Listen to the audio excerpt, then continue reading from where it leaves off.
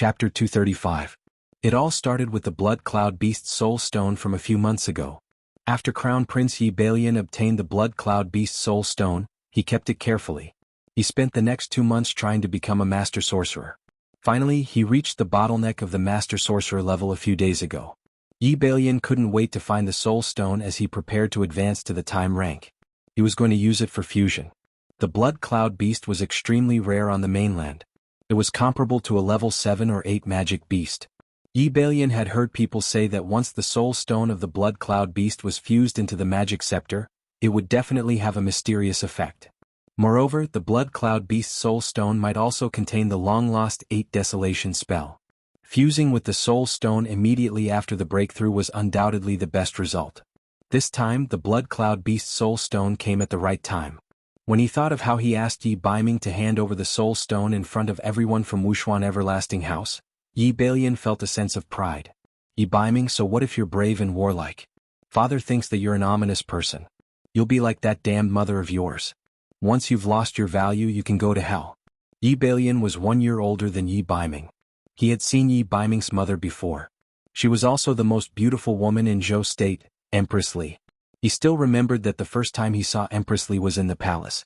His mother brought him to pay respects to Empress Li. Empress Li, the legendary woman who single-handedly supported the Emperor of Zhou State, appeared accompanied by a group of palace maids. When Yi Balian saw her, he felt dizzy. He only felt that in front of Empress Li, his mother became insignificant. Her skin was as white as snow, her lips were full and her eyes were captivating. Her long hair was tied up high like a pile of dark clouds. In front of Empress Li, all the women in the harem were just decorations. That kind of beauty could only be found in the sky. It was just that Yi Balian didn't understand why his imperial father didn't like the beautiful Empress Li and instead doted on his seemingly weak mother, Empress Qi. It was only when Yi Balian grew older that he found out about this from some of the old palace servants. The Emperor of Zhou State did not like Empress Li because she was too perfect. The current Empress of Zhou State was Yi Balian's mother. She was the daughter of the Emperor of Zhou State's mentor. The Emperor of Zhou State and Yi Biming's mother could be considered as childhood sweethearts. They grew up together. When the Emperor of Zhou State was still a prince, he married the eldest daughter of the richest merchant in Zhou State, Madame Li. She later became Yi Biming's mother. Relying on the money and aid from Yi Biming's mother's family, the Emperor of Zhou State finally ascended to the throne of Crown Prince. However, half a year after he was made the Crown Prince and married the Crown Princess, he used the excuse that the Crown Princess had no children to invite the secondary consort Qi to his home. At that time, Madame Qi was already pregnant with the current Crown Prince, Yi Balian, who was 6 months old. Outsiders felt that it was unfair for Empress Li. As the daughter of the richest merchant in Zhou State, Empress Li wasn't just famous for her beauty. She was proficient in the 4 arts, poetry, and even the art of war and magic. She even relied on her wealth and ability to establish a frightening secret force in the Great Zhou Empire. From assassination to support, she had trusted Empress Li's subordinates, including the hunters and the Temple of Dharma. The Emperor of Zhou State was able to rise above the other princes because of Empress Li. Logically speaking, after the Emperor of Zhou State ascended the throne, he would definitely dote on Empress Li. However, outsiders always said that the Emperor of Zhou State relied on a woman to ascend the throne. For the Emperor of Zhou State, who cared a lot about his reputation, he naturally couldn't allow his woman to be more outstanding than him. He was even more worried that with Empress Li's ability she would one day surpass him. However, Yi Balian's mother, Madame Qi, was the exact opposite. She had always been weak and gentle, accompanying the Emperor of Zhou State. When she saw Empress Li, she was also respectful and swallowed her anger. In the end, Empress Li died and Madame Qi took over. Yi Balian couldn't help but feel proud. He thought to himself that Empress Li was very similar to Yi Biming. Both mother and son had unparalleled beauty and were equally cold.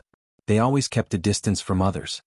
His innate air of nobility made him unconsciously feel ashamed of himself. But so what?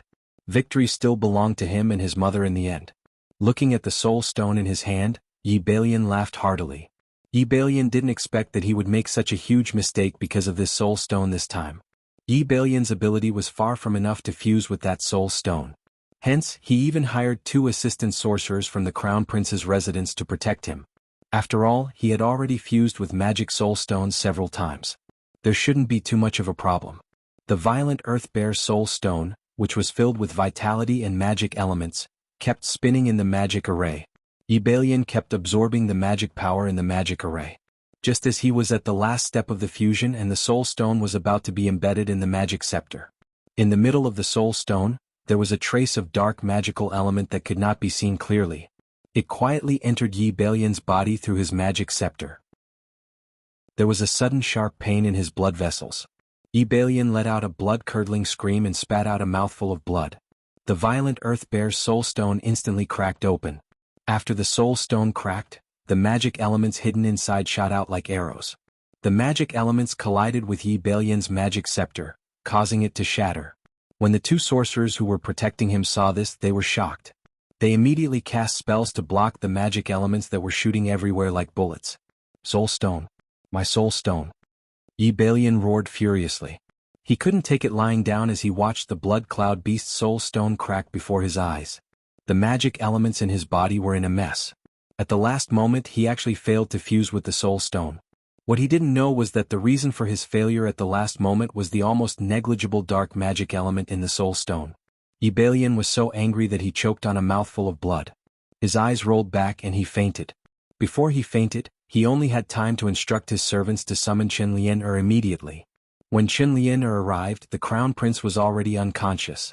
Crown Prince, what happened to you? Chen Lian hurriedly asked Song Song from the Royal Magic Academy to check on the Crown Prince's condition. The Crown Prince failed to fuse with the Soul Stone. The magic elements in his body backfired and injured his body and Dharma Soul. Song Song shook his head after checking. Injured his Dharma Soul? Is there a way to heal the Crown Prince? Chen Lian was also very worried. If anything happened to the Crown Prince, she wouldn't be able to keep her position as the Crown Princess. It's easier said than done to heal the Dharma Soul. Not only did the Crown Prince hurt his Dharma Soul, his body was also severely injured. Let's get the Imperial Physician to check on him first before making a decision, Song Song suggested. Chapter 236. The news of the Crown Prince's injury was not publicized. The North Underworld King's reputation had risen greatly in the past 2 years. At this time, if news of the Crown Prince's soul being destroyed and that he was unconscious were to spread, it would definitely shock the entire court. Chen Lian secretly asked the Grand Elder's physician to take the Crown Prince's pulse, but the latter remained silent. Replying to Miss, the Crown Prince's injury is very serious. I'm afraid it will be difficult for him to recover. After the physician took a look, he was also unable to treat the Crown Prince. There's no way to treat him? Is there no way at all? Seeing that the Crown Prince had been unconscious for a night, Chen Lian was also uncertain. She was afraid that when Empress Qi found out, she would be held responsible for not reporting the matter. Perhaps, we can find the Grand Elder of the Medicine Emperor Pavilion to treat him. Perhaps there is still some hope. That physician was originally from the Medicine Emperor Pavilion. Helpless, he could only go to the Medicine Emperor Pavilion to seek help. The Grand Elder of the Medicine Emperor Pavilion had been in seclusion for many years. Who would have thought that de Guichot would reject his invitation? Old man. I gave him face but he didn't want it. See if I don't get the Crown Prince to close down the Medicine Emperor Pavilion. Chen Lian flew into a rage out of humiliation. Young miss, please calm down. Although the great national hand did not come, he sent one of his own medicine men to bring it over. That medicine man called Qi Fangfei is currently waiting outside the palace to pass on the message, the doctor hurriedly reported. The Crown Prince was narrow-minded. Everyone in the palace knew that. If they offended him, they might not be able to leave alive tomorrow. Qi Fangfei was brought in. She looked at the Crown Prince's pale face from afar and ignored Chen Lianer who was standing at the side. Seeing this, Chen Lianer's eyes flashed with dissatisfaction. But thinking of the Crown Prince's condition, she suppressed the anger in her heart. You are the medicine man? The Grand Elder's #1 medicine man? Yes, I am. The Grand Elder is currently refining a new batch of pills and is unable to meet guests. But he heard about the Crown Prince's injury and ordered me to bring the pills over. Qi Fangfei was neither servile nor overbearing. She did not have a good impression of the Grand Elder's residence. If it did not involve a physician recommended by the Medicine Emperor Pavilion, she would not have bothered to come. Qi Fangfei took out a bottle of pills and ordered a maid to feed the Crown Prince. After eating it, the Crown Prince quickly woke up. Crown Prince? Are you all right? Chen Lianer was overjoyed. My body is still weak and I don't have much energy. This is Yi Balian tried to circulate his qi after waking up, but he quickly realized that he couldn't feel any Dharma power in his Dharma soul. Crown Prince, there's no need to try.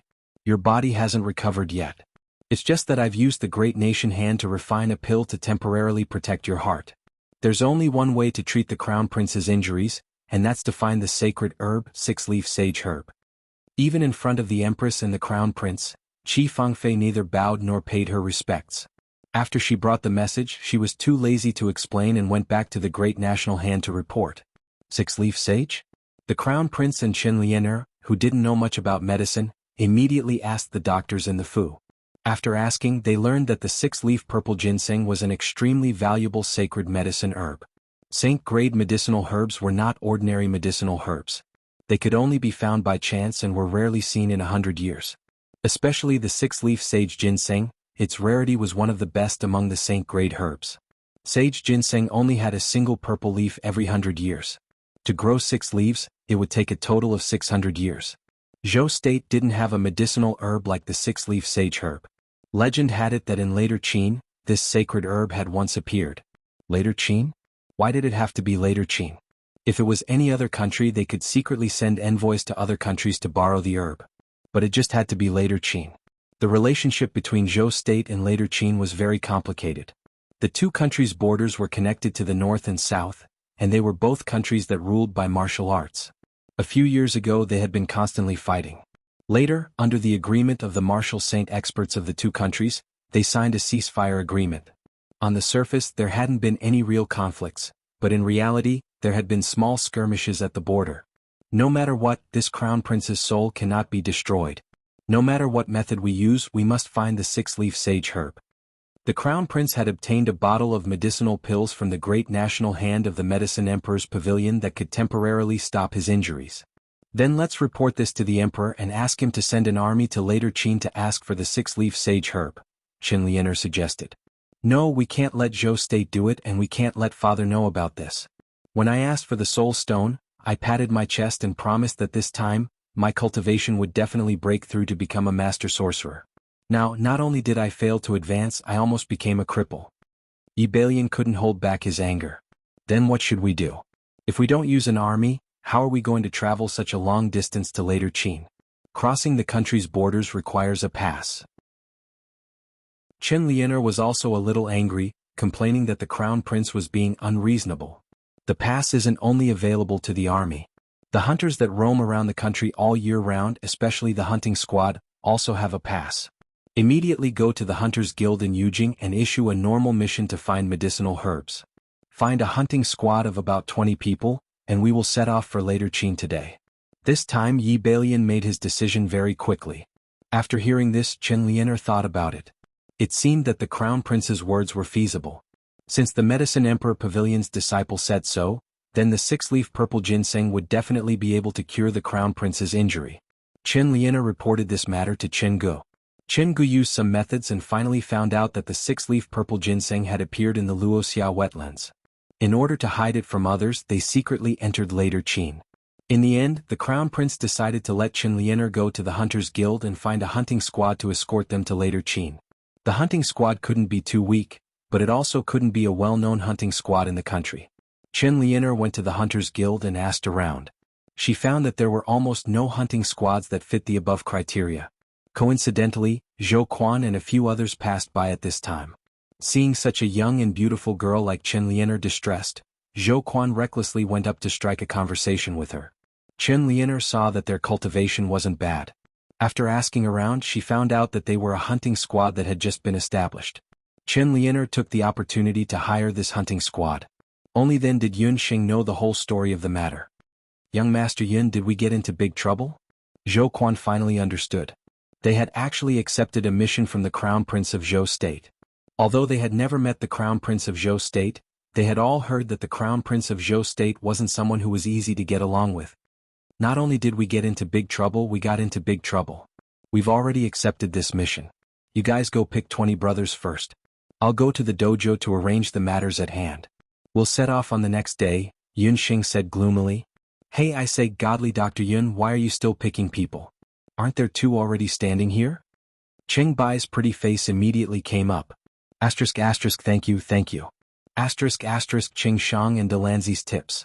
A certain Fu Zi who is in a weak state, thanks everyone for their encouragement and votes. Chapter 237. When Yun Xing heard Qing Bai's voice, she glanced at Yi Baiming who was standing leisurely at the side. Her face reddened slightly as she lectured Zhou Quan. Why would a stranger appear in our encampment? Zhou Quan muttered, that person said he's your retainer. I think he looks decent and doesn't look like a swindler. The hunters at the side all shouted loudly. Zhou Quan, you're not being honest with your words. Little brother Jun clearly said that he's young Master Yun's man.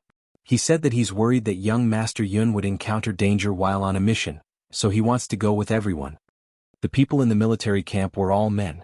Usually they would speak without thinking. But now that they were calling him a man, Yun Sheng, who was very thick-skinned, blushed. Who said that he's my man? This great aunt has nothing to do with him at all. Yun Sheng didn't know what kind of messy thoughts Night Fox had instilled in this group of men while she wasn't around. Hey, come on, young Master Yun. You women just love to do this. My wife said that you women, the more you say no, the more you say no, the more you say yes. The men roared with laughter. Yun Sheng almost choked on her breath. She glared at Yi Baiming and pulled him to the side. What are you doing here? Yun Sheng said irritably. Naturally, I'm here to help you. I'm your retainer. If you're in danger, I naturally have to be your human shield. Yi Baiming smiled flirtatiously. His words all fell into the ears of the hunters who were eavesdropping at the side. Everyone jeered together. Young Master Yun, just give in. Such a good man, there won't be anyone like him after this village. Do you know who he is? He's Zhou State's Baiming Wang, Yun Sheng said irritably. The hunters were all shocked and stared at Yi Baiming non-stop. Young Master Yun, your husband is actually a prince. That's amazing. The hunters admired Yun Sheng even more now. They couldn't tell that not only did their deputy commander know medicine, she could also make friends with a big shot like the Northern Underworld prince. Everyone, there is no need to panic. It doesn't matter if I'm a prince or Miss Yun's retainer. The moment I stand here, everyone can just treat me as a member of the hunting corps. Qing Bai, distribute the meat and wine we brought to our brothers. Yi Baiming smiled and asked Qing Bai to take out the meat and wine that they had prepared earlier. This dazzled everyone's eyes. The way everyone looked at Yi and Qing instantly changed. To this group of hunters, anyone who had meat and wine was a good brother. After weighing the pros and cons, Yun Sheng still decided to take on this mission. Personal grudges aside, the six-leaf sage herb was very important to her. In order to prevent Yun Songlong from objecting, Yun Sheng ordered everyone not to tell Yun Songlong about going to later Qin. As for Qing Bai and Yi Baiming, Yun Sheng only chose Yi Baiming to accompany her. As for Qing Bai, she decided to leave him in the hunting corps in case the hunting corps received other missions when she wasn't around. In addition, Yun Sheng also chose many hunters with Zhou Quan as their leader.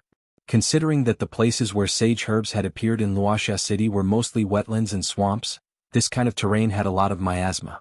Yun Sheng didn't know much about poisons, so she brought Qi with her. For this trip to later Qin, the Sky Expedition Hunting Corps was well prepared. However, on the day of departure, Yun Sheng encountered something that made her very unhappy. Where is everyone? We agreed to wait at the East City Gate at noon, but there isn't even a shadow. After waiting for more than an hour, they saw a few palanquins stop in front of the East City Gate. After seeing those palanquins, Yun Sheng and Yi Baiming raised their eyebrows. In Zhou State, only Crown Prince Yi Balian dared to use a golden palanquin. As expected, the first to get off the sedan chair was the Crown Prince of the Great Zhou Dynasty, Yi Balian. Following the Crown Prince's sedan chair was the enchanting beauty Chen Lianer. In the last sedan chair sat an unfamiliar man. What are you doing here? Chen Lianer alighted from the palanquin like a peacock spreading its tail. When she saw the handsome Yi Baiming, she couldn't help but be delighted. However, she immediately saw Yun Sheng, who was standing shoulder to shoulder with Yi Baiming. Yi Baiming was dressed in black, Rumo was dressed in black, and Yun Sheng was dressed in a blue magic master's robe. When the two of them stood together, there was an indescribable harmony. The surrounding people couldn't help but look at the two of them. When they saw Yun Sheng, Crown Prince Yi Balian revealed a stunned expression, while Chen Lianer revealed a look of hatred. She had always thought that she was the most outstanding woman in Yujing City. However, Yun Sheng, who was standing beside Yi Baiming, destroyed her thoughts. Yun Sheng wasn't a woman who would shock people at first glance. However, the moonlight radiating from her body, as well as her indifferent expression no matter who or what she faced, unconsciously attracted people's attention. At first, Qin Lian couldn't recognize Yun Sheng. After all, Yun Sheng's appearance and figure had changed a lot after her advancement. However, when she saw the magic scepter on Yun Sheng's waist, she immediately understood Yun Sheng's identity. She didn't expect that the little girl who was still wet behind the ears a few months ago would transform into a delicate beauty in just a few months. I'm the vice captain of the hunting corps that you hired. It doesn't matter whether I'm here or not. However, you made the entire hunting corps wait for an hour. Shouldn't you apologize? Yun Sheng didn't care whether Chen Lian was the employer or not. Impudent. Where did this reckless brat come from? How dare you insult the future crown princess? A man with a hooked nose walked out from the crown prince's entourage. The man's name was Wuxia. When he spoke, he even deliberately touched the summoner ring on his finger with a condescending expression. In Zhou State there were very few summoners. Wuxia himself was a scepter summoner. He wasn't originally from Zhou State. He was a collateral descendant of a small family in Penglai. In Penglai, where summoners gathered, he was only a third-rate person. Because of this, he wasn't valued in his family and was depressed. Therefore he came to Zhou State. Coincidentally, the crown prince's mansion was recruiting aides. As a summoner, Wuxia was treated very well. It turned out that although Wuxia came to the crown prince's mansion, he didn't have a chance to show his talent. When he accidentally learned that the crown prince was going to go to Later Qin incognito, he volunteered and claimed that he had been to Luoxia City. He wanted to use this opportunity to show his talent in front of the crown prince. Yi Balian's trip was a secret operation. He didn't dare to bring too many people. Except for a few secret guards, he only brought 2 magicians and the summoner Wuxia. As soon as Wuxia finished speaking, he was slapped in the face and his whole body flew out. Everyone only felt a gust of cold wind on their faces. A black shadow flashed by. In the next moment, Wuxia disappeared with a whoosh. Oh, how dare you hit me? Wuxia didn't see clearly who did it. In fact, except for Yun Sheng, no one saw clearly who did it. It was me who hit you. What? Do you want to hit me back? The cold voice instantly made the surrounding temperature drop to 0. Chapter 238. Lord Baiming was the one who hit him? Qin Lian's face was so dark that water could be wrung out of it. What was his relationship with Yun Sheng? Yo. Lord Baiming, why are you with this low, female sorcerer? Wuxia's face was slapped by Yi Baiming. His mouth hurt. He spat out a mouthful of saliva and found that it was a mouthful of blood. There were also a few broken teeth mixed in the blood. As a summoner, how could he be a match for Lord Baiming, who was a warrior without a summoned beast? Wuxia finally remembered that he had a master. He hurriedly looked at the crown prince for help. Crown Prince Yi Balian secretly sized up Yun Sheng. He could tell that her relationship with Yi Baiming was not shallow. He had been attracted by Yun Sheng's special aura. Chen Lianer also said that Yun Sheng was also a student of the Royal Magic Academy. How could he not have noticed such an otherworldly beauty? Second brother Wuxia is my aide. You should at least give a reason for hurting him. Yi Baiming was displeased. Yi Baiming was not giving him face by teaching his aide a lesson in public. This was the second time that Yi Baiming had humiliated him in public. I am her retainer. If someone humiliates her, I naturally have to retaliate. I only gave him a slap because of the crown prince. Otherwise it would not have been as simple as a slap. Yi Baiming had a cool smile on his face. Retainer? Nonsense. You are a prince of Zhou State. How can you be a retainer for a commoner? Yi Balian was shocked. Qin Lianer clenched her fists. Her red nails almost broke in her palms. Could it be that Yi Baiming had fallen in love with that bitch? Impossible. Absolutely impossible. Back then, when she had no choice but to switch to the crown prince for the sake of her family's interests, he had been depressed for a long time. He must have known about the hostile relationship between him and that wretched girl. That was why he offered to be her retainer. Big brother, who said that retainers are inferior. Have you forgotten that our great-grandfather, Emperor Changning of Zhou State, was once someone's retainer? Yi Baiming still had an elegant smile on his face. Great-grandfather was once a retainer, but his retainer later became the esteemed law overlord Empress March. On the other hand, she's just an ordinary sorceress. How can the two of them be mentioned in the same breath? Yi Balian looked down on Yun Sheng. At most, this young girl was just good-looking. The relationship between Empress Mar and Zhou State's Emperor Changning had always been a legend on the mainland. The two had met in the mainland's elite camp. They had met when they were 16, and they had remained good friends until the end of their lifespans. During this time, Emperor Changning served as Empress Ma's martial retainer for 10 years, accompanying her through the bloodshed and power struggles of the Law Temple, all the way until Empress Ma ascended to the position of Law Overlord. The relationship between the two was like that of lovers, but also like that of close friends. No one knew the truth. However, before Empress Ma died, she had said that her ashes would be buried with Emperor Changning. No one expected that Yi Baiming would compare his relationship with Yun Sheng to Emperor Changning and Empress Ma. In my eyes, she's not an ordinary person. She's not even 8 years old, but she's already an archmage. Who can guarantee that she won't become the second Empress Ma in the future? An archmage under the age of 8 was rare in Zhou state. Chen Lianer was an archmage, but she was already 11 years old. As for the crown prince, he was 13 years old and was only a peak archmage. A 7-year-old archmage might be rare in Zhou state, but it's nothing in the Law Temple. What right does she have to be compared to Empress Ma? Chen Lianer saw that Yi Baiming was protecting Yun Sheng and felt even more indignant. She couldn't help but reprimand him. Then what if she wasn't even an apprentice magician before she was 6 years old? Chen Lianer was speechless. She wasn't even an apprentice magician before she was 6 years old? Looking at Yun Sheng's magic scepter, there were indeed 2 soul stones embedded in it. This meant that she had broken through to become an archmage in the past year. With such talent, she would be considered a monster even in the Law Temple. Her surname is Yun?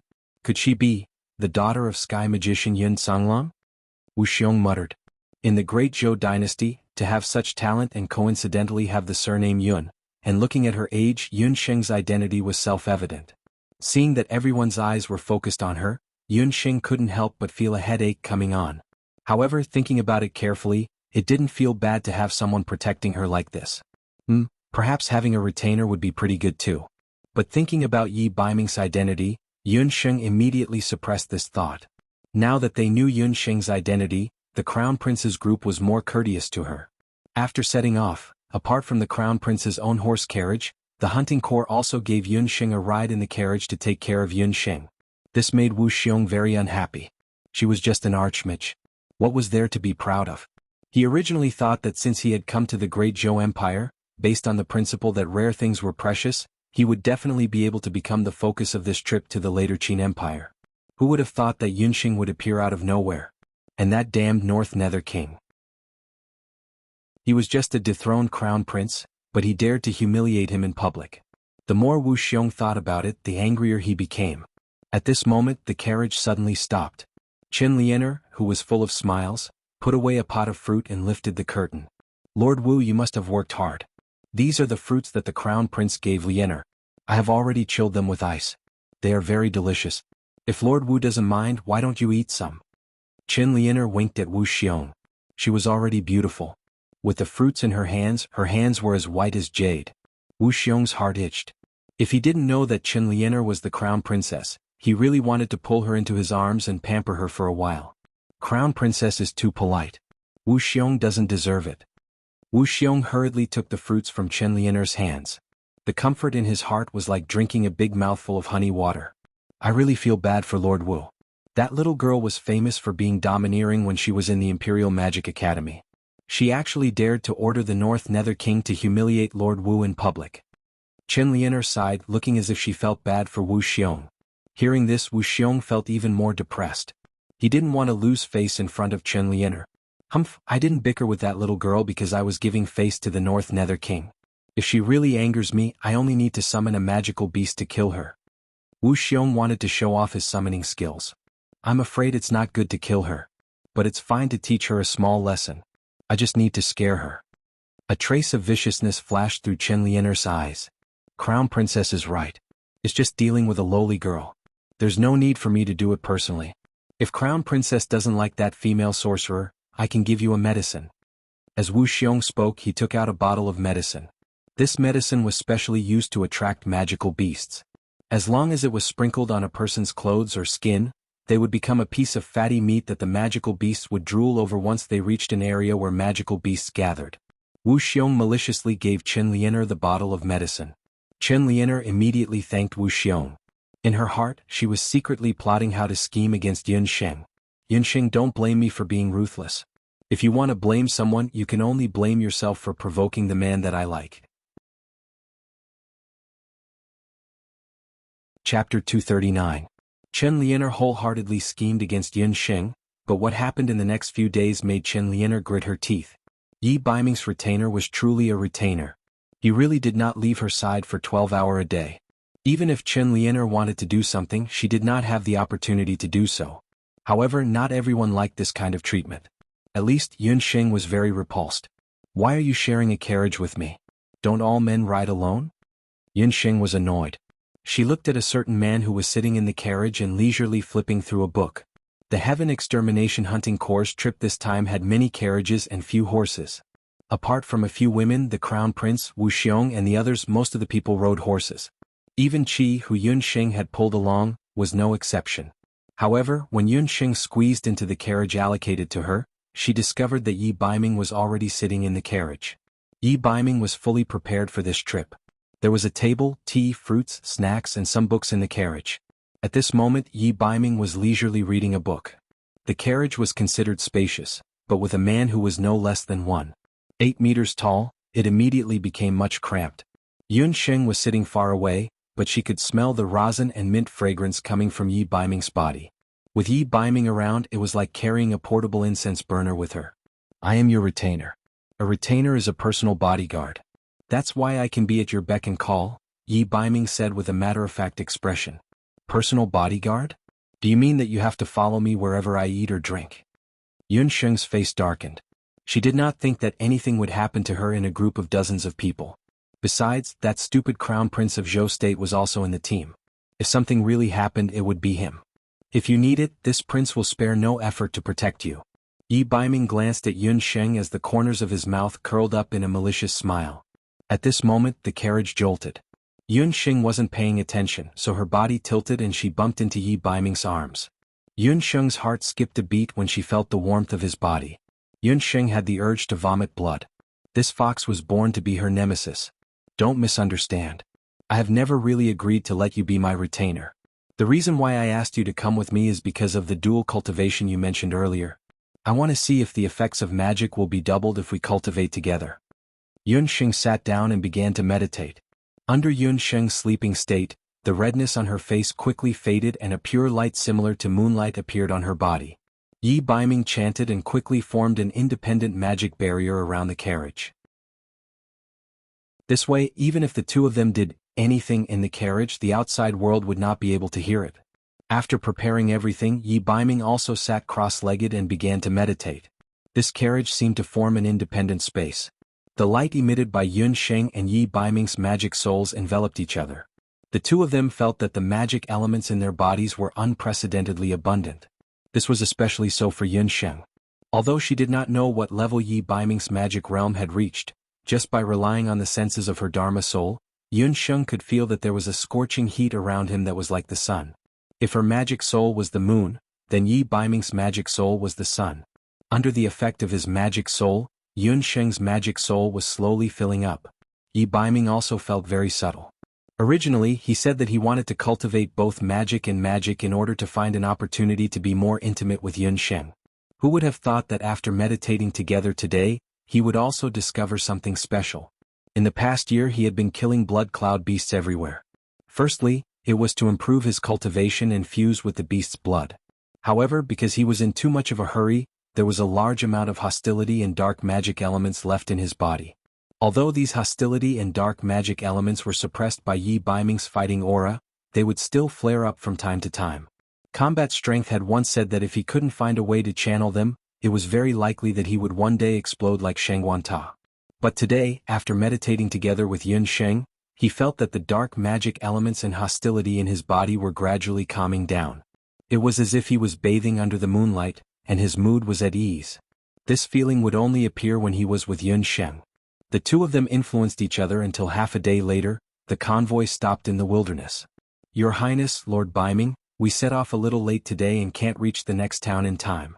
Let's set up camp in the wilderness today and sleep for the night. Zhou Quan's voice sounded. Yun Sheng and Yi Baiming also woke up from their respective meditations.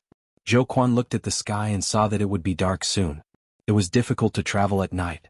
There were many forests and shrubs in this area. Bandits and the like were secondary. If they encountered a group of flying magical beasts, it would be the most difficult to deal with. After traveling for half a day, Everyone looked tired. However, when Yun Sheng and Yi Baiming alighted, both of them were in high spirits, especially Yun Sheng.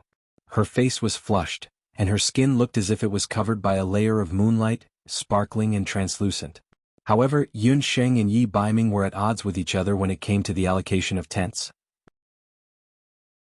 There are only a few dozen tents in the entire convoy. The Crown Prince brought more people over, so there aren't enough tents. I'm your retainer, so I naturally have to sleep in the same tent. Yi Baiming narrowed his eyes with a cunning expression. Although men and women should not touch each other, Yun Sheng was only 7 or 8 years old, and Yi Baiming was only 11 or 12 years old. In the boundless continent, both of them could only be considered children, so it wouldn't be a source of gossip. Moreover, there weren't many rules when it came to camping in the wilderness. Miss Yun Lianer has already ordered people to prepare a tent near the bonfire. There are only a few of us women in the convoy, so why don't we sleep together? Qin Lianer took the initiative to express her goodwill. Qin Lianer had mixed feelings about Yi Baiming. Due to her background, she had been groomed by her family as a candidate for the Crown Prince's consort since young. Everything she ate, wore, used and spoke were all like this. Even when she got close to Yi Baiming, who was the Crown Prince at that time, it was also carefully planned.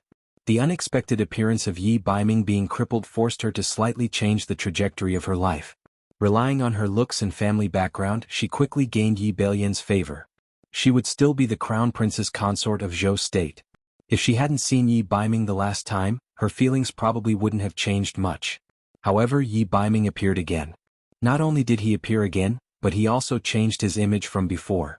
This man was like a fragrant poppy flower, unknowingly making people sink into him. Thank you very much.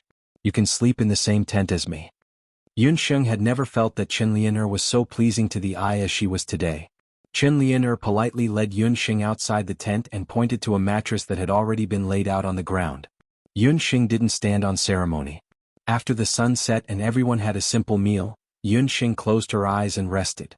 She heard a rustling sound beside her, and a fragrance of cosmetics drifted over. When she heard the fragrance of cosmetics, Yun Sheng immediately became alert. This fragrance wasn't right. Chapter 240. When Yun Sheng smelled the fragrance of the rouge, she immediately became alert.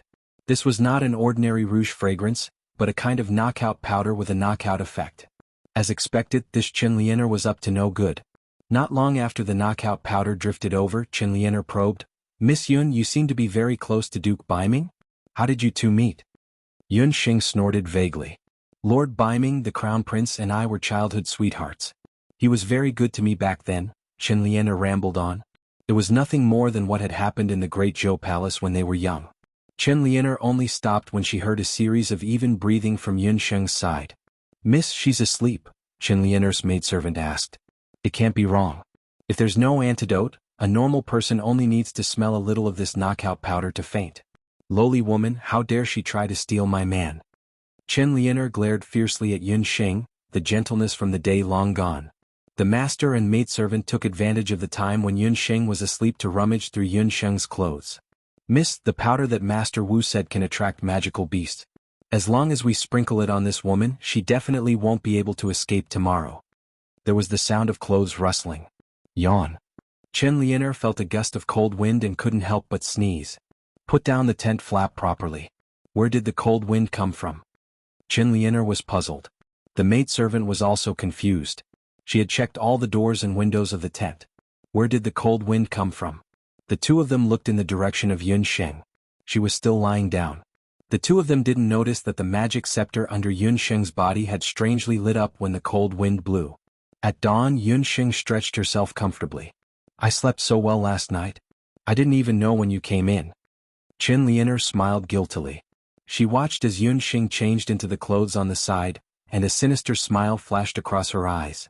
After exiting the tent, Yun Sheng saw Yi Baiming standing outside with dark circles under his eyes. She didn't look too good either. After Zhou Quan reorganized the troops, he dismantled the tents, reorganized the formation and continued forward. After passing through the relatively flat plains, the hunting corps quickly entered Zhou State, the rather famous Huangdang waterfall area. There were many rivers in the Huangdang waterfall area, and there was an amazing waterfall at the mouth of the river. Zhou Quan had already explained to everyone on the way that if they wanted to head to the sunset wetlands, They had to first cross the Yellow Dang waterfall area. The water in this area was turbulent, and there were many water arrowfin fish at the bottom of the river. The water arrowfin fish was a 4th grade magic beast, and their king had even reached the 5th or 6th grade. Even though they weren't high-level magic beasts, they liked to move in groups. They also had wings and could jump out of the water at any time. The teeth of the fish were highly poisonous. Once it touched a wound, it would cause the skin and flesh to fester. The water arrowfin fish also liked to move in groups, and there could be thousands or even hundreds of them when they moved. But Zhou Quan also reminded everyone that there was no need to panic. The water arrowfin fish usually wouldn't attack people of their own accord. Zhou Quan's hometown was near the Huang Dang waterfall. He hadn't arrived yet, but he had already ordered people to prepare a raft in the Huang Dang waterfall area for everyone to cross the river. Everyone, don't panic. When you are on the boat, don't make a racket. 5 people to a bamboo raft. Zhou Quan arranged for everyone to cross the river one by one. Miss Yun, that boat still has 3 empty spots. Why don't we share a boat with him? Chen Lianer smiled as she pulled Yun Sheng's hand. Those who didn't know would think that they were very close. Seeing this, Yi Baiming had just taken a step forward when he heard Yun Sheng say, 5 people to a boat. Wang Yi, you should move to another boat? Yi Baiming glanced at Yun Sheng. Seeing her bright smile, and then looking at Chen Lianer and her servants on the same boat, he thought that something wasn't right. He didn't ask any more questions and boarded another bamboo raft.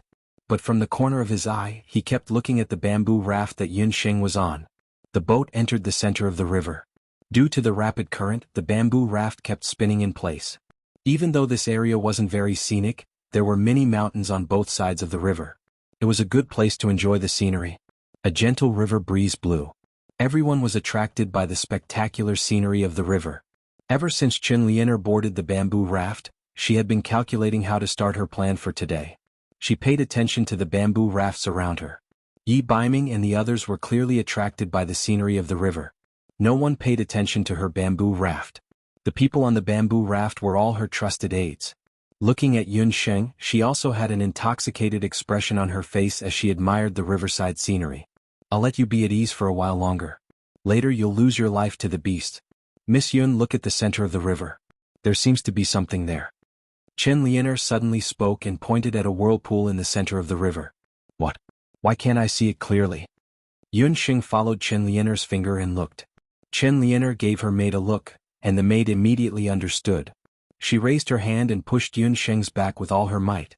But just as her hand was about to touch Yun Sheng's back, the Yun Sheng in front of her suddenly disappeared. The servant's hand missed and she staggered towards the surface of the river. Aya, someone fell into the water. Yun Sheng, who had used the earth escape technique to dodge, shouted strangely. Chen Lianer was shocked. A splash of water appeared on the surface of the river. Chen Lianer's servant sank into the water. Hearing the shout, the other people on the bamboo raft all looked over. Don't panic. The water arrow fin fish won't attack people. Use the rope and think of a way to save her.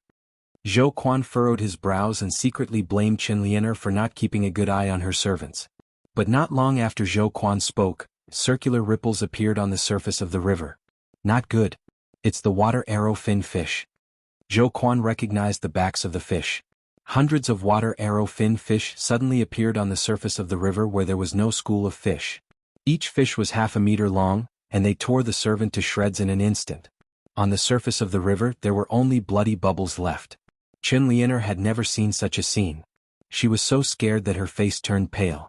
What was worse was that the smell of blood might have stimulated the school of fish. The school of water arrow fin fish turned around and swam towards the bamboo raft where Yun Sheng and the others were.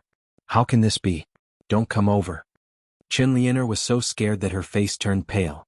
She quickly took out her magic scepter and launched a series of water magic at the water arrow fin fish. Miss Chen, it's so scary. There are so many fish. Yun Sheng seemed to be scared out of her wits. She grabbed Chen Lianer's hand. Chen Lianer felt a sudden numbness on her wrist, as if she had been bitten by a mosquito. The magic scepter in her hand fell into the water with a plop. Asterisk asterisk thanks to you Luo Lan Lan and Feng Nan for their tips. Asterisk asterisk. Chapter 241. Chen Lianer almost fainted from anger as she watched her magic scepter fall into the water. The situation was urgent. Not only did this useless person not use magic to repel the enemy, she was even holding her back. Chen Lianer really regretted boarding the same boat as Yun Sheng. She had long forgotten about her previous plan. Throw her in. Chen Lianer was furious as she ordered the two subordinates beside her. My hand slipped. Yun Sheng raised her fist and stomped her foot. In a fluster, she had already kicked the two people beside her into the river. If you want to use her to feed the fish, get in first. In a short while Yun Sheng and Chen Lianer were the only ones left on the bamboo raft. Although Yun Sheng and Chen Lianer were both magicians, Yun Sheng's body was much better than Chen Lianer's. Just as the two of them were fighting, hundreds of water arrow-wing fish gathered on their backs and formed a dense swarm. Quick, go and help. When Crown Prince Yi Balian saw this, he felt pity for the fairer sex and hurriedly ordered his men to rescue her. He ordered a few soldiers beside him to attack the water surface. This attack caused the already turbulent water surface to become even more chaotic. Your Highness, you must not. You cannot attack the school of fish directly. Otherwise you will attract more fish. By the time Zhou Quan realized this, it was already too late. Under the provocation of the attack, the school of fish was agitated. The water arrow-fin fish continuously shot out water arrows from the surface of the water like arrowheads. Chen Lianer was dragged along by Yun Sheng and was hit by the water arrows a few times. Her face and body were covered in wounds. On the other hand, Yun Sheng appeared to be flustered, but in reality she was very nimble. As she dodged and dodged, her entire body was not even wet, let alone injured. Compared to the other bamboo rafts that were in a mess, Yi Baiming stood on the bamboo raft with a calm expression. Why don't you go and save her? Abandon and Yi Baiming were on the same bamboo raft. Don't you think that she is having a good time? Yi Baiming smiled and looked at Yun Sheng on the bamboo raft, who was hiding here and there while messing with Chen Lianer. In his heart he sincerely felt that his eyesight was really good. If he had such a princess consort, his future would be much more interesting. Abandon was slightly stunned and looked at Yun Sheng on the bamboo raft. He suddenly felt that there was a special tacit understanding between Yun Sheng and Yi Baiming. This tacit understanding could not be broken by outsiders. Abandon's heart was filled with bitterness. A pitiful cry.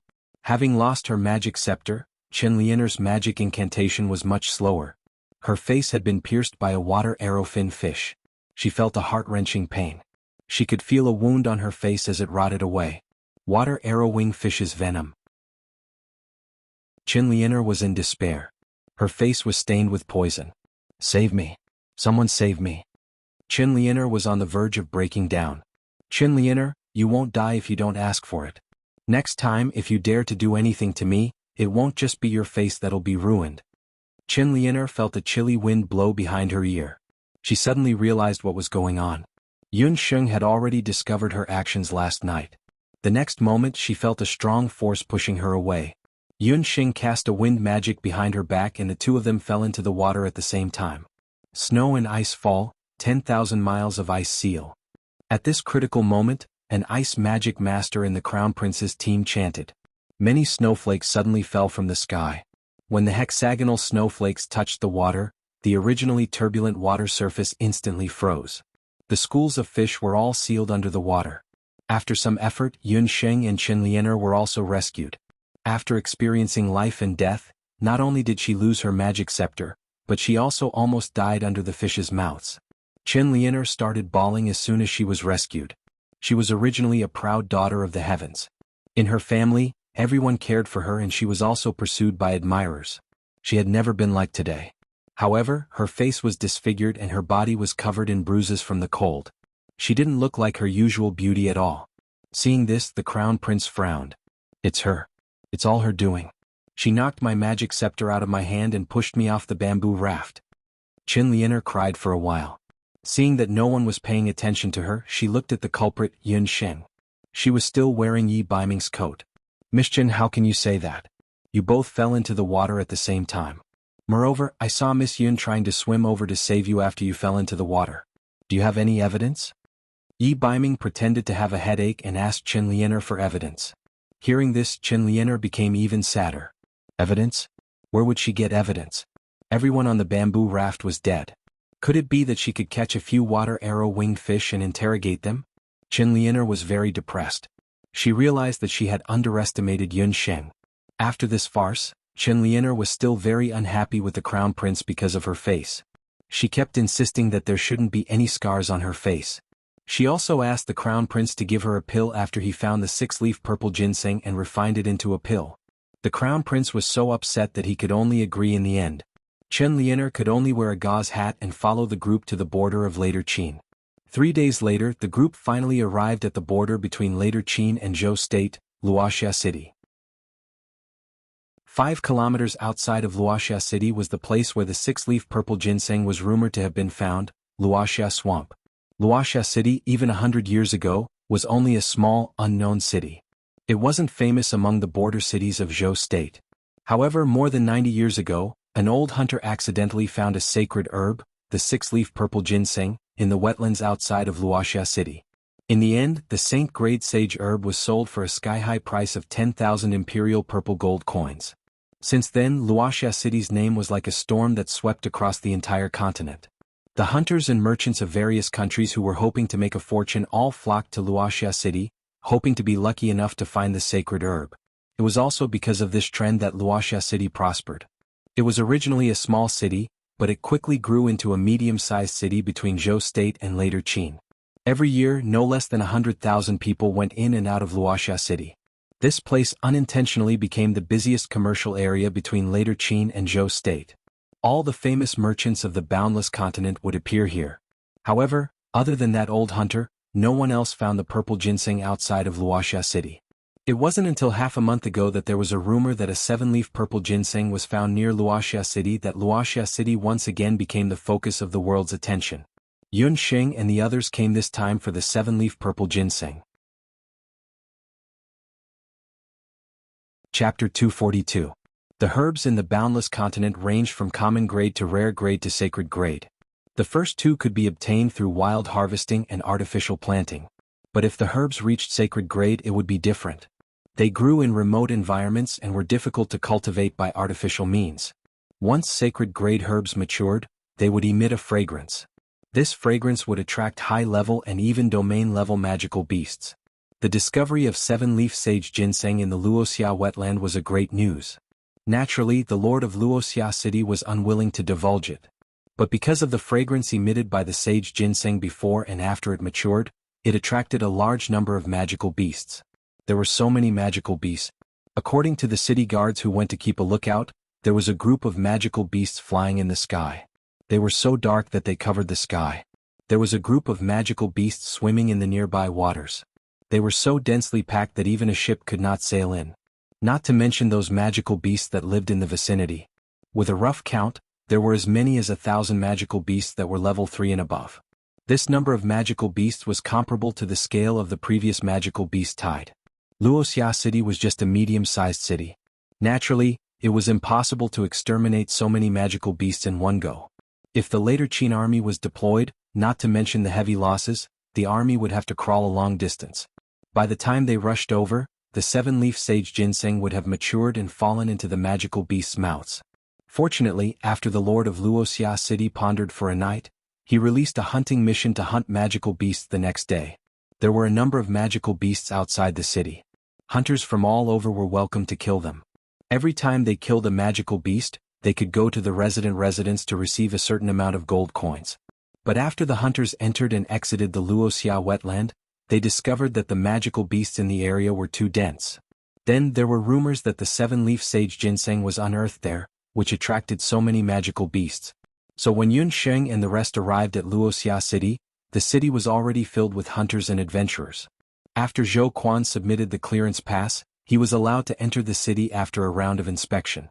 Just as Yun Sheng and the rest dismounted and entered Wuxia City, on the city's more than 10 meters high city walls, a middle-aged man with a beautiful beard was sizing up the few people who entered the city from afar.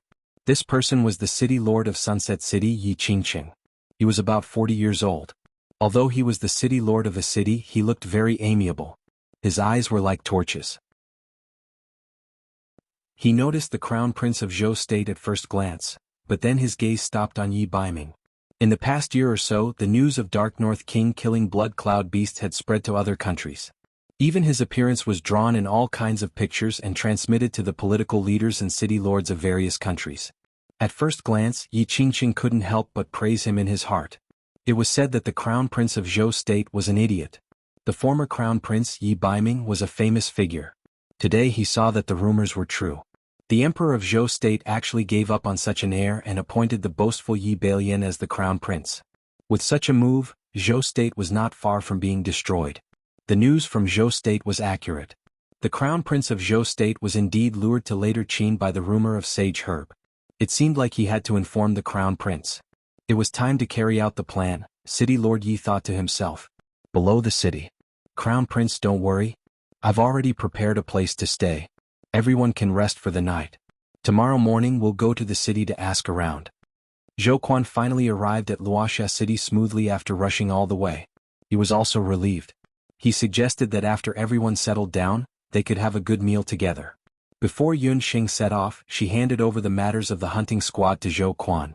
She wasn't interested in drinking and eating, so she simply left alone with the excuse that she wasn't feeling well. Not long after nightfall, Yun Xing avoided the guards on the city wall and climbed up the city wall alone. She looked at the Luoxia wetland in front of her. Although the night was dark, Yun Xing could still vaguely see the Luoxia wetland in front of her with Shenong eyes. She felt that this trip to the later Qin wasn't as simple as it seemed. The so-called wetland was an area similar to a swamp. Luoxia city was located in a tropical area. There was plenty of rain in this area and over the years, it formed a swamp area. Looking from the highest point of the city wall, the sky above the swamp area was dark. It looked like a black cloud, but if one looked closely, they would realize that the black cloud was moving from time to time. A powerful demonic beast's aura came from afar. Obviously, the information that Zhou Quan gathered earlier was not complete. According to the demonic beast's aura, there are more than 10,000 demonic beasts residing in that area. With her summoner's intuition, Yun Xing could roughly sense that the number of demonic beasts residing in that area was definitely not less than 10,000. And even from afar she could feel that there was a very strong force among them. It was even similar to the centipede ant king's aura that she felt earlier. Could it be that the 9-leaf purple ginseng attracted a domain-level demonic beast? Yun Xing didn't dare to be careless. She had to enter the Luoxia wetland with the main group tomorrow morning. If there was a mistake in the military intelligence, the Heaven Expedition hunting squad might be wiped out. Yun Xing didn't want to see unnecessary casualties, so she immediately summoned the puffed egg. Combination Combat Technique 1 Flight. With a flash of light, Yun Xing quickly merged with the puffed egg. But this time, Yun Xing didn't transform into her human form. Instead, she chose to maintain the egg-shaped appearance of the puffed egg. She was going to enter the Luoxia wetland alone under the cover of the night to check out the situation. Because she sensed the aura of a domain-level demonic beast, she suspected that it wasn't as simple as an ordinary 7-leaf purple ginseng in the depths of the wetland. Soon, the puffed egg flapped its wings and flew towards the Luoxia wetland. Once she got close to the Luoxia wetland, Yun Xing felt a dizzying miasma. There was also a bloody smell in the miasma. Obviously, a large number of demonic beasts had gathered here, causing a small-scale fight for territory nearby. Seeing an egg flying over, a bull-shaped demonic beast residing at the periphery of the Luoxia wetland was the first to discover this sneaky egg. It roared. "How dare you roar at this egg?" The puffed egg was enraged. With a heavy blow, a rank 5 demonic beast the size of a bull was smashed into a meat patty by the puffed egg. So savage. The demonic beast's eyes revealed a trace of horror. The world of demonic beasts was very simple. The one with the biggest fist was the boss. Although the puffed egg was small, it didn't affect its savage nature. The demonic beasts were frightened and didn't dare to stop the puffed egg. The puffed egg and Yun Xing smoothly entered the depths of the Luoxia wetland.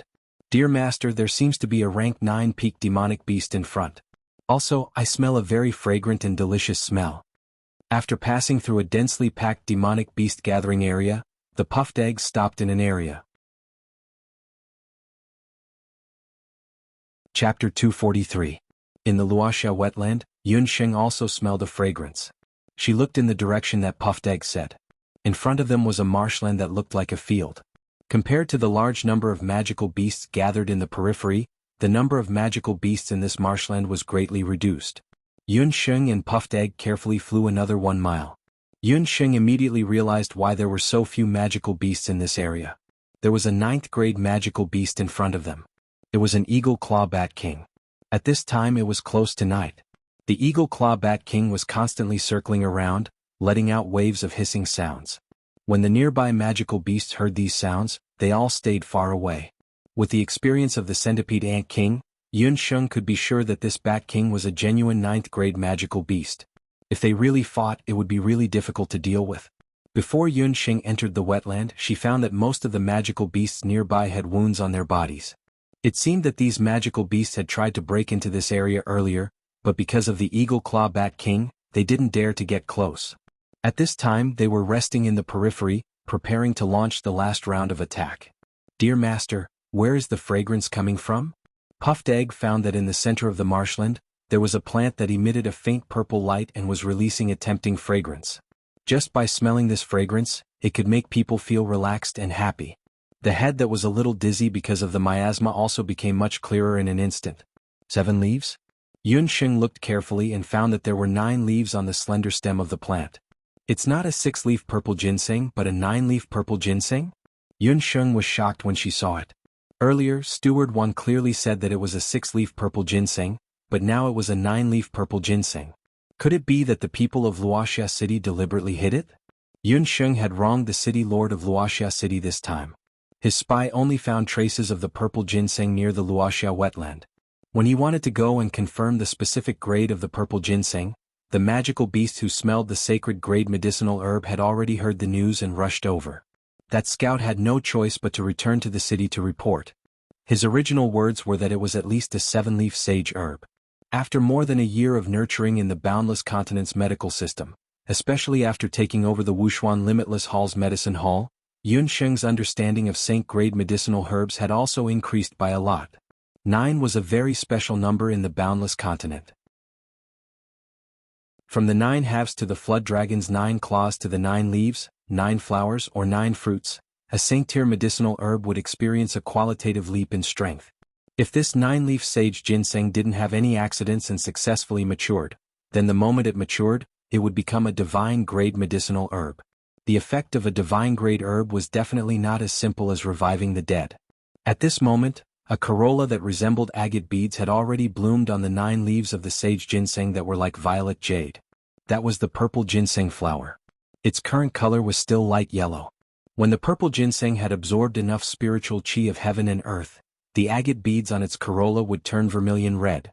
This meant that the 9-leaf purple ginseng was about to mature. After these battles, the demonic beasts that suffered injuries on both sides were also very smart. Although the purple ginseng was not completely mature yet, the fragrance it emitted was also a very dense spiritual qi. Under the envelopment of the spiritual qi, the wounds and cultivation of the demonic beasts could be improved to a certain extent. Puffed Egg looked at the situation clearly. "Let's retreat first." Yun Sheng calculated the time. She and the Puffed Egg had only merged for a short period of time. She could not stay any longer, lest she was smacked flat by the demonic beast that was close to the domain realm. After leaving the Sunset Wetland, Yun Sheng immediately returned to her residence. The current situation was worse than she had expected. If she was not in a merged state, not to mention getting close to the area where the purple ginseng was located, even breaking through the group of mid-level demonic beasts at the periphery would be very difficult. However, it was not completely impossible for her to snatch the purple ginseng. She still had the Ant King and the summoning demon hand in her hands. If she really fought head-on, she would at least have no problem protecting herself. Right now the only thing she could do was to wait. On the morning of the second day, Yun Sheng heard from Zhou Quan, who was inquiring in the city, that there would be an auction in the city. Yun Sheng decided to go to the auction to take a look. She still had a few bottles of the newly refined praise of the moon god in her hand. She was preparing to use it to promote the name of little Ci Entong. Therefore, Yun Sheng inquired about the location of the auction in Sunset City in detail. Yun Sheng went out. After last night, Yi Baiming seemed to have disappeared. At the same time, Yun Sheng felt a burst of discomfort for no reason. During this period of time, that guy was beside her every day. When he was not around, she always felt that something was missing. She shook her head and inquired about the location of the auction from passers-by. She smoothly found the location of the Limitless Auction House. The Limitless Continent's largest auction house, the Limitless Auction House, was located in Sunset City. The Jade Capital also had this auction house, but Yun Sheng did not have the opportunity to participate in the auction before. She did not expect that this time she would participate in the local auction in the later Qin City. The Limitless Auction House belonged to the Limitless Continent's largest chamber of commerce, the Limitless Chamber of Commerce. The scale of the auction house was not small. When Yun Xing entered the door, the inside was already bustling with people. The entrance was divided into two channels. One was the seller's entrance and the other was the buyer's entrance. The buyer's entrance was not open on weekdays. It was only open on the day of the auction. The 15th and the first day of every month was the day of the auction. Yun Xing had just entered the door when an auction house staff immediately came forward and politely asked, "Welcome to the Limitless Auction House. May I ask this magician, do you want to buy or sell something?" "I want to sell some magic potions." Yun Xing looked around. There were many people who came to participate in the auction. They each held a different colored card in their hands. Presumably, those were the special membership cards of the auction house. So it turned out to be a noble magician. "May I ask what the grade of your magic potion is and what effect does it have?" Although the staff was very respectful, after hearing that the other party was auctioning a magic potion, he could not help but look a little disappointed. After all, the later Qin city was a country of martial arts, and there were not many magicians. As a result, the corresponding magic potions did not sell very well. It's a high-grade magic potion. As for its effect, it can improve a person's magic constitution, the moon goddess praised. Yun Xing had only refined it twice. The first time was during the assessment day, and the second time was after she had refined it. Yun Xing had not had time to mass-produce this potion because she was treating her second uncle, Yun Songlong's hand. Does it make the magic elements in a person's body more abundant? Or does it purify the magic soul? The staff continued to ask patiently. Its effect is to allow people who don't have a magical physique to directly change their physique and advance into a sorcerer, Yun Xing replied. What? Let a person who does not have a magic constitution directly have a magic constitution? The staff, who was originally indifferent, immediately changed his expression. He hurriedly went to the auction house's chief auctioneer, who was also the manager of the auction house, and told him this unbelievable news.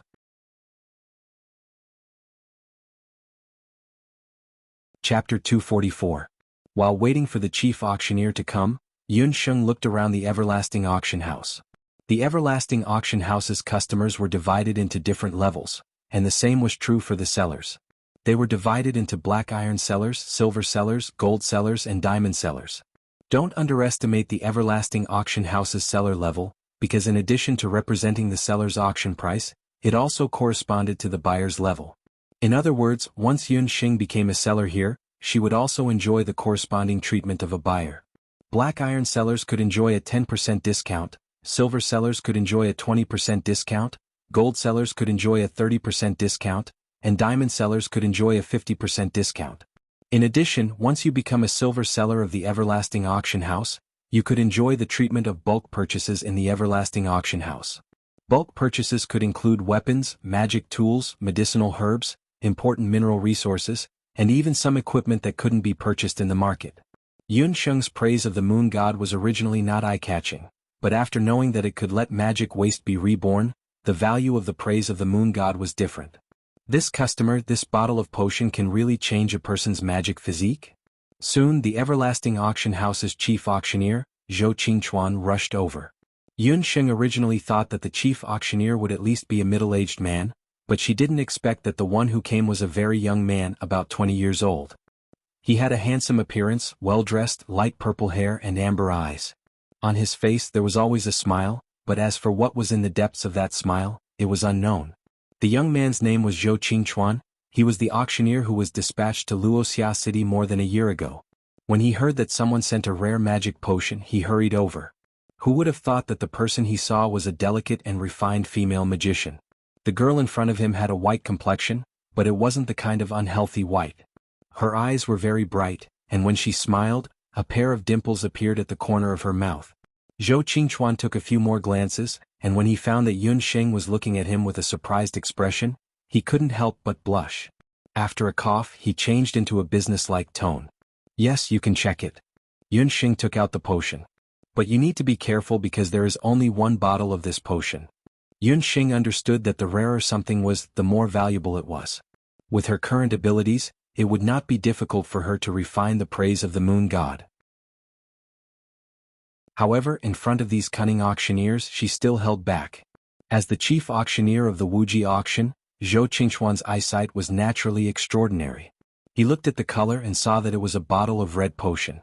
As soon as he opened the bottle, he could feel the abundant magical elements. Zhou Qingchuan's expression changed. Under normal circumstances, the minimum price of a high-grade potion was around 10,000 gold coins. But if it was a new potion that had never appeared in the market before, then the value and significance would be different. The people who bought this bottle of potion might want to improve their magical physique, but it was also possible that the potion department of the major magic academies, as well as the competitors of the potion department, might want to buy this bottle of potion as a research object. Give this respected potion master a black iron membership card. Our auction house will buy your potion. The minimum price is 10,000 gold coins. According to the rules of the auction, black iron ranked members will receive 90% of the auction proceeds, and the remaining 10% will go to the auction house. Zhou Qingchuan ordered someone to deliver a black iron ranked membership card to Yunsheng. After Yunsheng received the membership card, Zhou Qingchuan asked another question. I don't know which magic academy this master potion master belongs to, or is he a freelance potion master? If he came from a famous magic academy, then the minimum price of this potion could be higher. Yunsheng thought for a moment.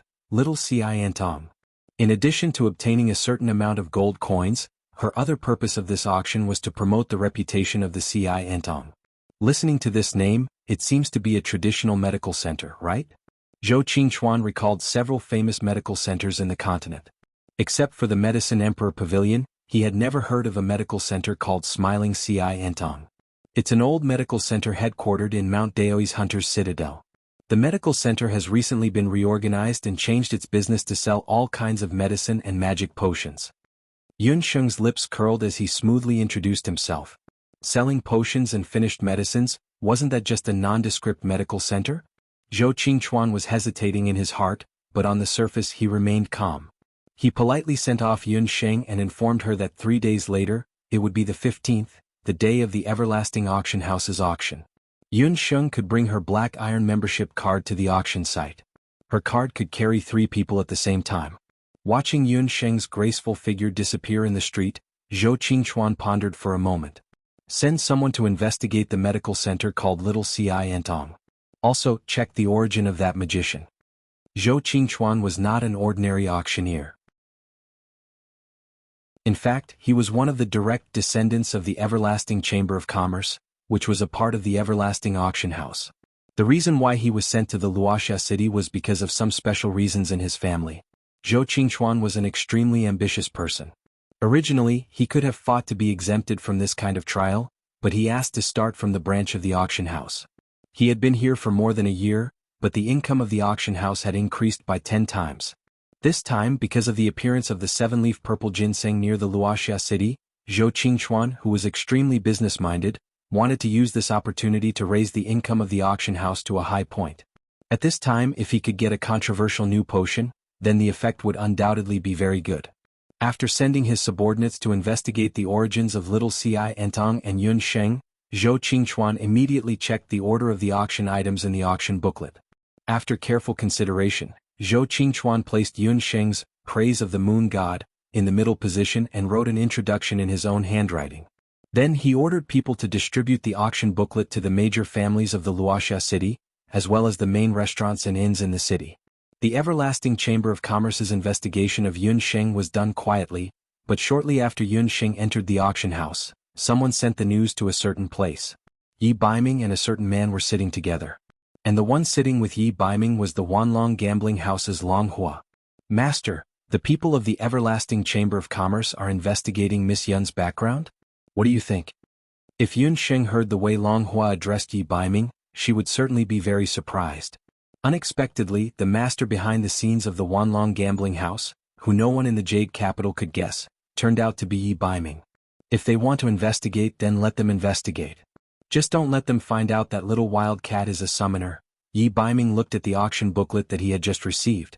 When he saw the bottle of Praise of the Moon God, the corners of his mouth showed a pampering smile. Chapter 245. The undercurrent in Wuxia city was turbulent, but Yunsheng was completely unaware of it. It wasn't Yunsheng's fault that she lacked vigilance. Although she had lived 2 lives, she had never experienced such a complicated situation in the Wuji continent. She had only just matured in the power struggle between countries and the power struggle between large and small forces. Not long after the brochure of the Wuxia auction house was sent out, it was sent to a restaurant in the city. In the restaurant, a gorgeously dressed magician who was about 40 years old, was distressed as he drank the wine on the table. His magus badge indicated that he was actually a sacred magus. This magician came from one of the 5 countries of the continent, Tangyuan Kingdom. He was the second-generation heir of a medium-sized family, Qinluo He. Tangyuan was the country with the most magicians on the continent. Sky-rank magicians were extremely rare in other places of the continent, but in Tangyuan Kingdom, they were not completely absent. He happened to pass through Wuxia city because of his family's business. Compared to the hot topic of the 7-leaf sage ginseng, he had no interest in it. At this time, Qinluo He was thinking about a problem that had troubled him for a long time. He himself was a magician. Different from Zhou State and later Qin, Tangyuan's emphasis on magic had reached an unimaginable level. More than 40% of the people there were magicians. But Qinluo He's only son was a waste of magic. He was about to turn 12 years old. If he still couldn't sense magic after turning 12, it would mean that he would be an ordinary person for the rest of his life. Qinluo He had no choice but to follow the family's rules and send his only son out to manage the family's external affairs. This matter also meant that Qinluo He's status in the family would plummet. Qinluo He only had one son, so he naturally didn't want his only son to suffer. Over the years he had been using wild moonlight grass to nourish his only son's body, but there was no improvement. Therefore he had been inquiring about where there was a magic potion that could improve a magician's physique without any side effects. Unfortunately, he didn't have a suitable magic potion. Seeing that his son's age of 12 was getting closer and closer, Qinluo He was also very distressed. At this time he happened to see an auction brochure that was being discussed at the next table. Wuxia Auction House, the continent's largest auction house. Since it was an auction house, there should be some rare things. Perhaps there would be a suitable magic potion on it. Qinluo wanted to give it a try and asked for a brochure. But to his disappointment, the items being auctioned were all ordinary items. Some magic spells, some combat skills, some protective gear and some finished potions. Just as he was about to give up, he saw the 13th item on the brochure. It was a type of magic potion. Moon Goddess's Praise, a miraculous potion that can allow magic trash to directly advance into a mage. It has no side effects, a high-quality potion. When he saw this line, Qinluo's eyes suddenly widened. As a mage, he had never heard of such a magic potion. However, this red liquid was undoubtedly a shot in the arm, instantly waking him up from the effects of the alcohol. This was it. His son's trash physique could be saved. Qinluo was wild with joy. Looking at the base price of this potion, it was only 10,000 gold coins. The Qin family was a medium-sized magic family in Tangyuan. As the number 1 person under the patriarch, Qinluo was naturally quite wealthy. In his opinion, not to mention 10,000 gold coins, even if it was 10,000 purple gold coins, he would not hesitate to take it out. Qinluo hurriedly asked for the specific date of the auction, eagerly waiting for the auction to begin 3 days later. A few days later, the auction would be held as scheduled. Yi Baiming, who had not seen him for a few days, was like a cat that had smelled blood, immediately following him. As for Abandon, he also mentioned that he wanted to go to the auction house to broaden his horizons. After all, the auction here was different from the auction house of Wanlong Casino. The scale was much larger and there were more things to be auctioned. As soon as Yun Sheng's group of 3 arrived at the entrance of the Wuxia auction house, they saw a few eye-catching people. Yun Sheng, what are you doing at the auction? This is not a place where any random cat or dog can come. Chen Lianer, who was wearing a gauze hat, saw Yi Baiming behind Yun Sheng, and her eyes burned with anger. In her opinion, Yun Sheng was a public student who couldn't even afford the tuition fees. In an auction house that could easily cost thousands of gold coins, the appearance of someone like Yun Sheng was simply a stain. Miss Yun, you've come. Steward Zhou ordered me to wait for you here. All members of the auction house can go through the special passage. Before Yun Sheng could answer, she saw a staff member of the Wuxia auction house walk over. It was the young man who had received Yun Sheng earlier.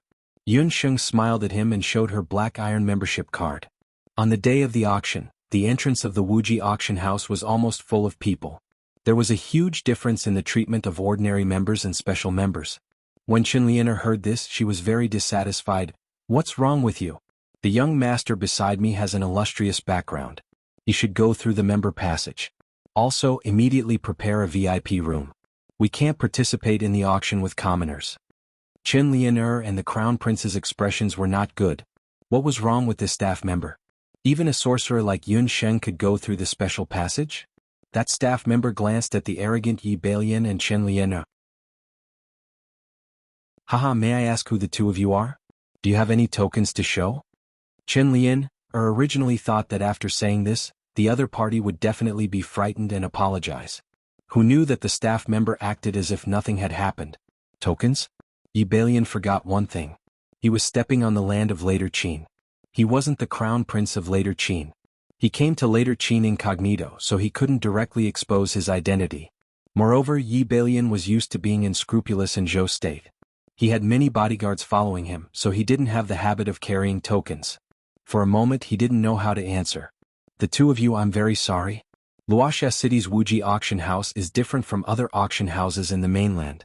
Here, only those who have spent money at the local Wuji auction house can become a member.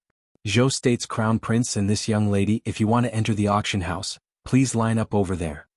The Wuji auction house was the largest auction house in the mainland. Its wealth was comparable to that of a nation's. The professional quality of its staff was top-notch. He completely ignored Zhou State's crown prince and pointed to the line. Yun Sheng couldn't stop laughing in her heart. Chen Lianer and Crown Prince Yi Balian's constipated faces looked at her as she walked into the auction house. After entering the auction house, Yun Sheng received an auction sign. On it was marked Black Iron Buyer number 101. Different buyers had different seats. Yun Sheng's seat was Black Iron. It wasn't too far from the center of the auction house and had a good view. The auction house was already crowded with people. The entire auction house was in the shape of an egg. In the center was an empty space. Zhou State's Crown Prince Yi Balian and Chen Lian also came in. However, because they didn't have tokens to prove their identity, they could only sit in the most ordinary seats. Chen Lianer's face under her gauze hat was obviously very sour. Thank you, Pomelo. Yulua point you into the secular world and putting for your tips. Chapter 246. The entire auction house could accommodate almost 1,000 people. At about 1:15 noon, the auction began as expected by the crowd. Zhou Qingchuan appeared on the auction stage. He was wearing the chief auctioneer's golden robe, and his light purple hair was tied neatly behind his ears. He was already handsome, but he looked even more different today. Many of the female guests screamed. It was obvious that these people were not just here for the auction, but were Zhou Qingchuan's admirers. The charm of this auction house's manager was not small. Little wild cat, where are you looking? That kid is not as handsome as me. Night Fox squinted his eyes, his face full of jealousy. Yun Xing pursed her lips. This kid was so smug, but she had to admit that he was slightly better looking than Zhou Qingchuan. Everyone. I believe everyone has been waiting for today's auction for a long time. I will now present the first auction item of the day. Zhou Qingchuan was all smiles.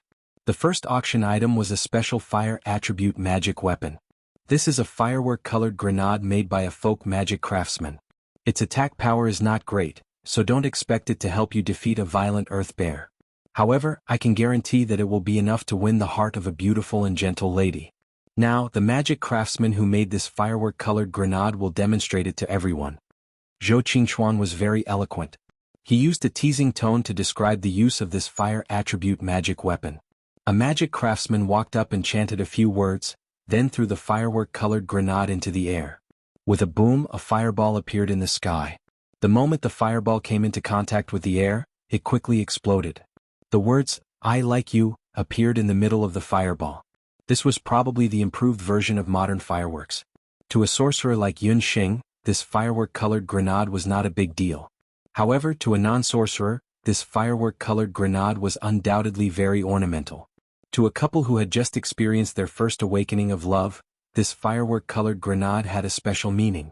The starting bid for this firework-colored grenade was 100 gold coins, but it was sold for 500 gold coins in the end. The second auction item was a set of battle techniques. It was a battle skill that was suitable for martial revered realm cultivators. It was called Unbreakable Golden Shield.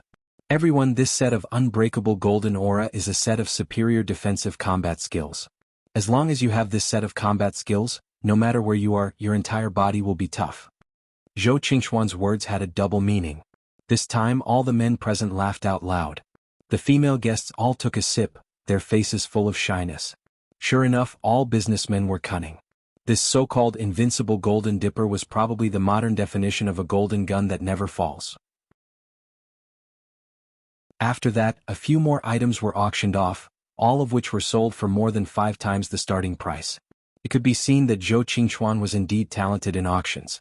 He was always able to grasp the itch in every customer's heart and raise the price to the highest. What Yun Xing wanted to see was the final price of her bottle of praise of the moon god under Zhou Qingchuan's lotus tongue. The next item to be auctioned is a magical potion that has never appeared in the continent. It has an unusually beautiful name, called Praise of the Moon God. Zhou Qingchuan deliberately paused for a moment. I believe that most of the people present have already seen the description of Praise of the Moon God in the brochure. I have been an auctioneer for 5 years, but I have never seen any potion that can directly promote a magic waste to a magician. As far as I know, this is something that the medicine of the Imperial Medicine Pavilion can't do, nor can the temple. When Zhou Qingchuan said this, he noticed that the eyes of at least 10 people in the audience had lit up. Next, let's proceed to the 13th auction item, the Gospel of the Magicians, the praise of the moon god refined by the newly risen little Ci Entong. Zhou Qingchuan ordered people to deliver the praise of the moon god.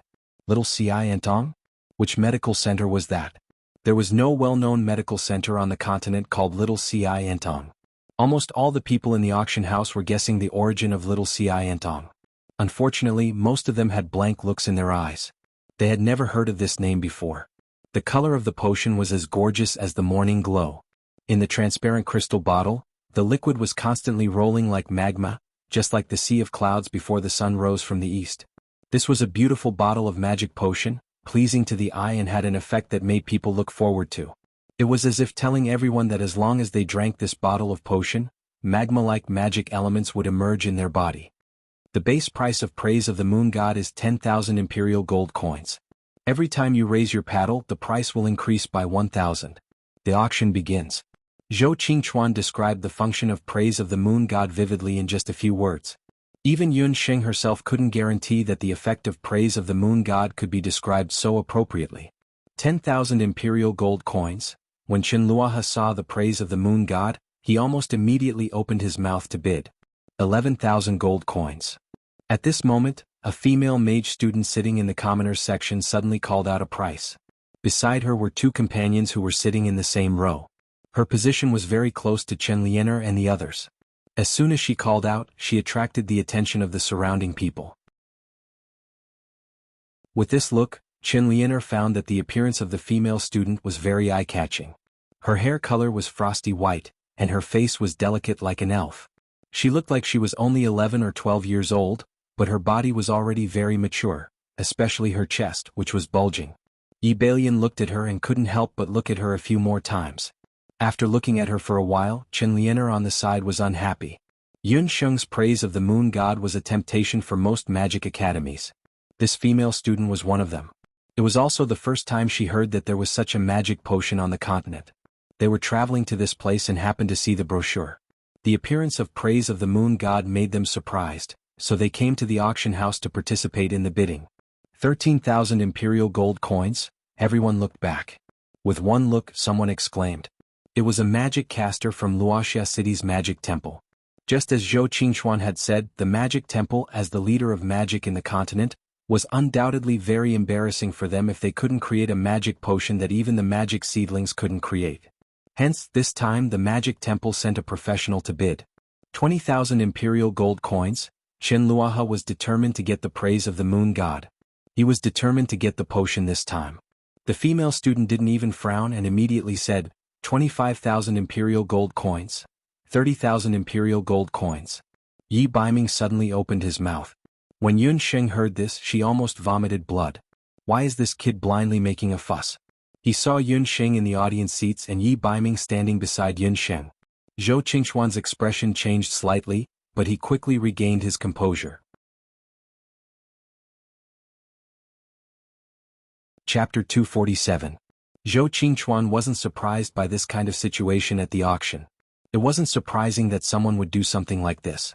He thought that Yun Xing wanted to raise the price of her potion, so she let Yi Baiming bid. Fortunately, Yi Baiming's bid was soon squeezed out by a new round of bidding. After a new round of bidding, the price of the praise of the moon god reached an astonishing 60,000 gold coins. And looking at the momentum, the increasing price will continue. This made Zhou Qingchuan, who originally thought that 50,000 gold coins would be the final price, very surprised.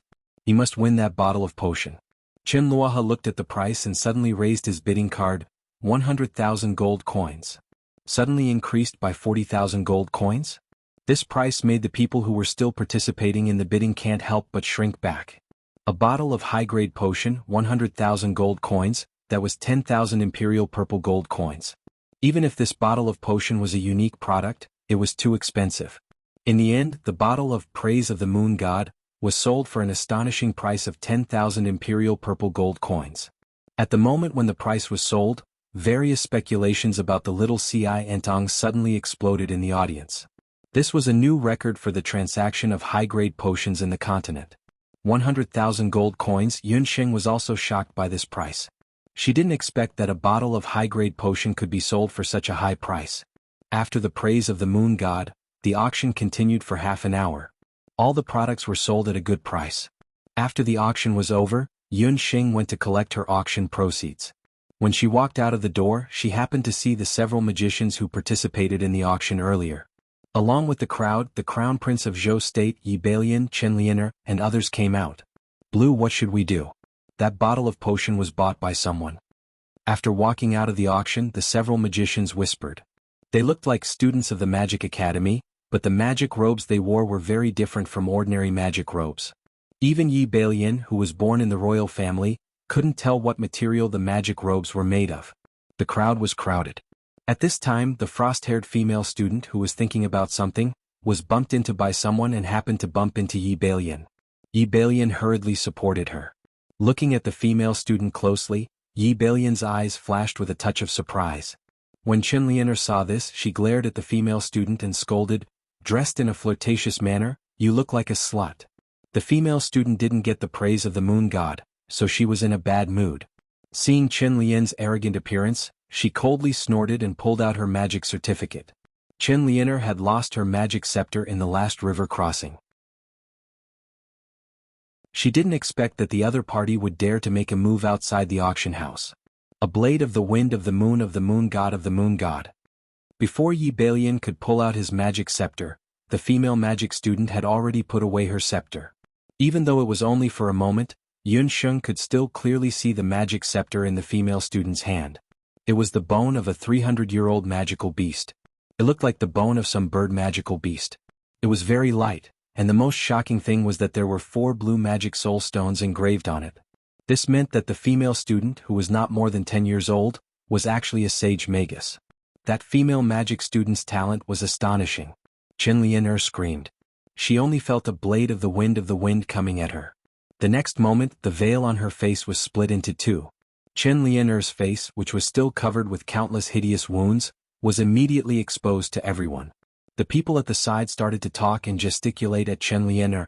How could Chen Lianer withstand such humiliation? Her face instantly flushed red, which made her look even more hideous. Even Yi Balian couldn't help but look at her with disgust. Damn slut, how dare you? I'll fight it out with you. Chen Lianer was furious.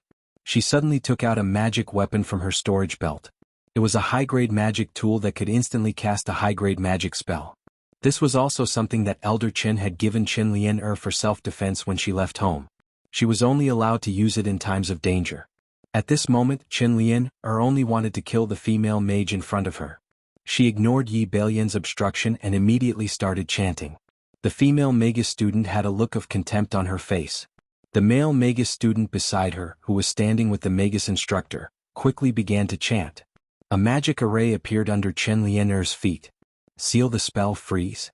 As that male student chanted, the magic weapon in Chen Lianer's hand that was shining brightly suddenly dimmed. This was a high-level sealing spell? In magic, there was a type of spell that could instantly freeze magic. That was a high-level sealing spell. In just 2 rounds, Chen Lianer, who had the power of a grand magus, had completely lost. Both of you please stop. The commotion outside the auction house alerted Zhou Qingchuan. He quickly walked through the crowd and nodded at Yi Balian and the 3 mages. This is a student from the continent's magic elite camp. As for these 2, they must be important guests from the great Zhou Empire. I have neglected them just now, please forgive me. Zhou Qingchuan's words immediately silenced the originally furious Chen Lianer. Yi Balian, who was originally arrogant, was also shocked. There was also an uproar around them. Those 3 mage students were actually from the mainland's magic elite camp. No wonder they were so talented in magic.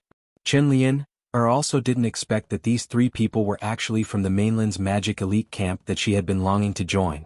The mainland's magic elite camp and the mainland's warrior elite camp were the 2 strongest training camps in the boundless continent. Legend had it that they only recruited geniuses in magic and warrior. Their recruitment requirement was that the age of the mage and warrior must not exceed 16 years old and pass the corresponding assessment of the elite camp. Every 3 years the elite camp would recruit students from the outside. Each time, the number of students recruited would not exceed 20. As for the location of the elite camp, it had always been a secret. Some people said that they were hiding in the desert wasteland, while others said that the elite camp was located underground. But one thing was certain, those who came from the elite camp were all geniuses.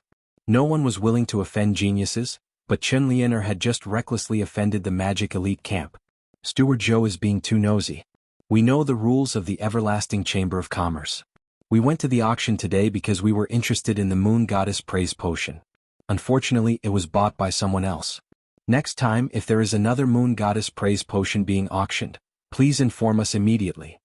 The girl who was provoked by Chen Lianer seemed to be the leader of the 3 students. She humbly replied.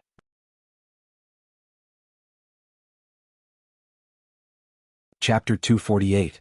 The attitude of the female magic student named Blue was neither servile nor overbearing.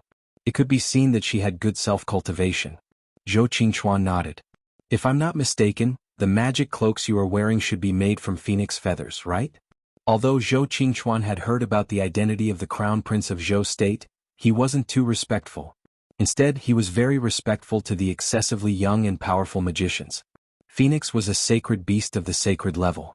It was said that the phoenix had the power of immortality. Its feathers themselves were a kind of sacred magic beast. Its tears could heal all wounds. Its feathers could be immune to most magic.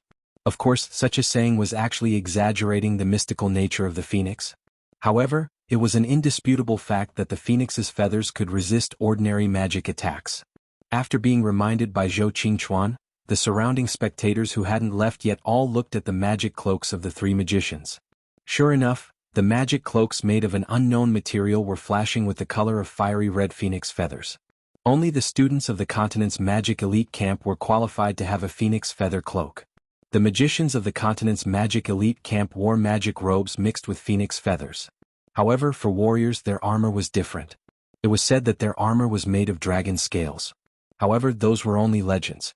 Ordinary soldiers had very little contact with the people of the continent's magic elite camp. Steward Zhou is indeed as knowledgeable as the rumors say. We are students of the continent's magic elite camp. These 2 are my son's junior brother and junior sister. We came to Wuxia City by chance because of the need of the trial. Because our junior brother and junior sister have never participated in any auction, as their senior sister, I brought them here to broaden their horizons. The female student said naturally and naturally. Zhou Qingchuan's charm could be said to be attractive to both men and women, old and young. The 3 originally just wanted to broaden their horizons. Who would have thought that at the auction, they would see the magic potion that they were curious about, the moon god's praise. Among the 3, the slightly older female student was called Blue. She was a magic apothecary. After joining the magic elite camp, Blue had been devoted to researching how to change the constitution of a magic wastrel. However, she hadn't succeeded. Unfortunately, she didn't have many gold coins on her, so she let Chen Luoha snatch the magic potion at the last moment. She had been a genius since she was young and had never encountered any setbacks.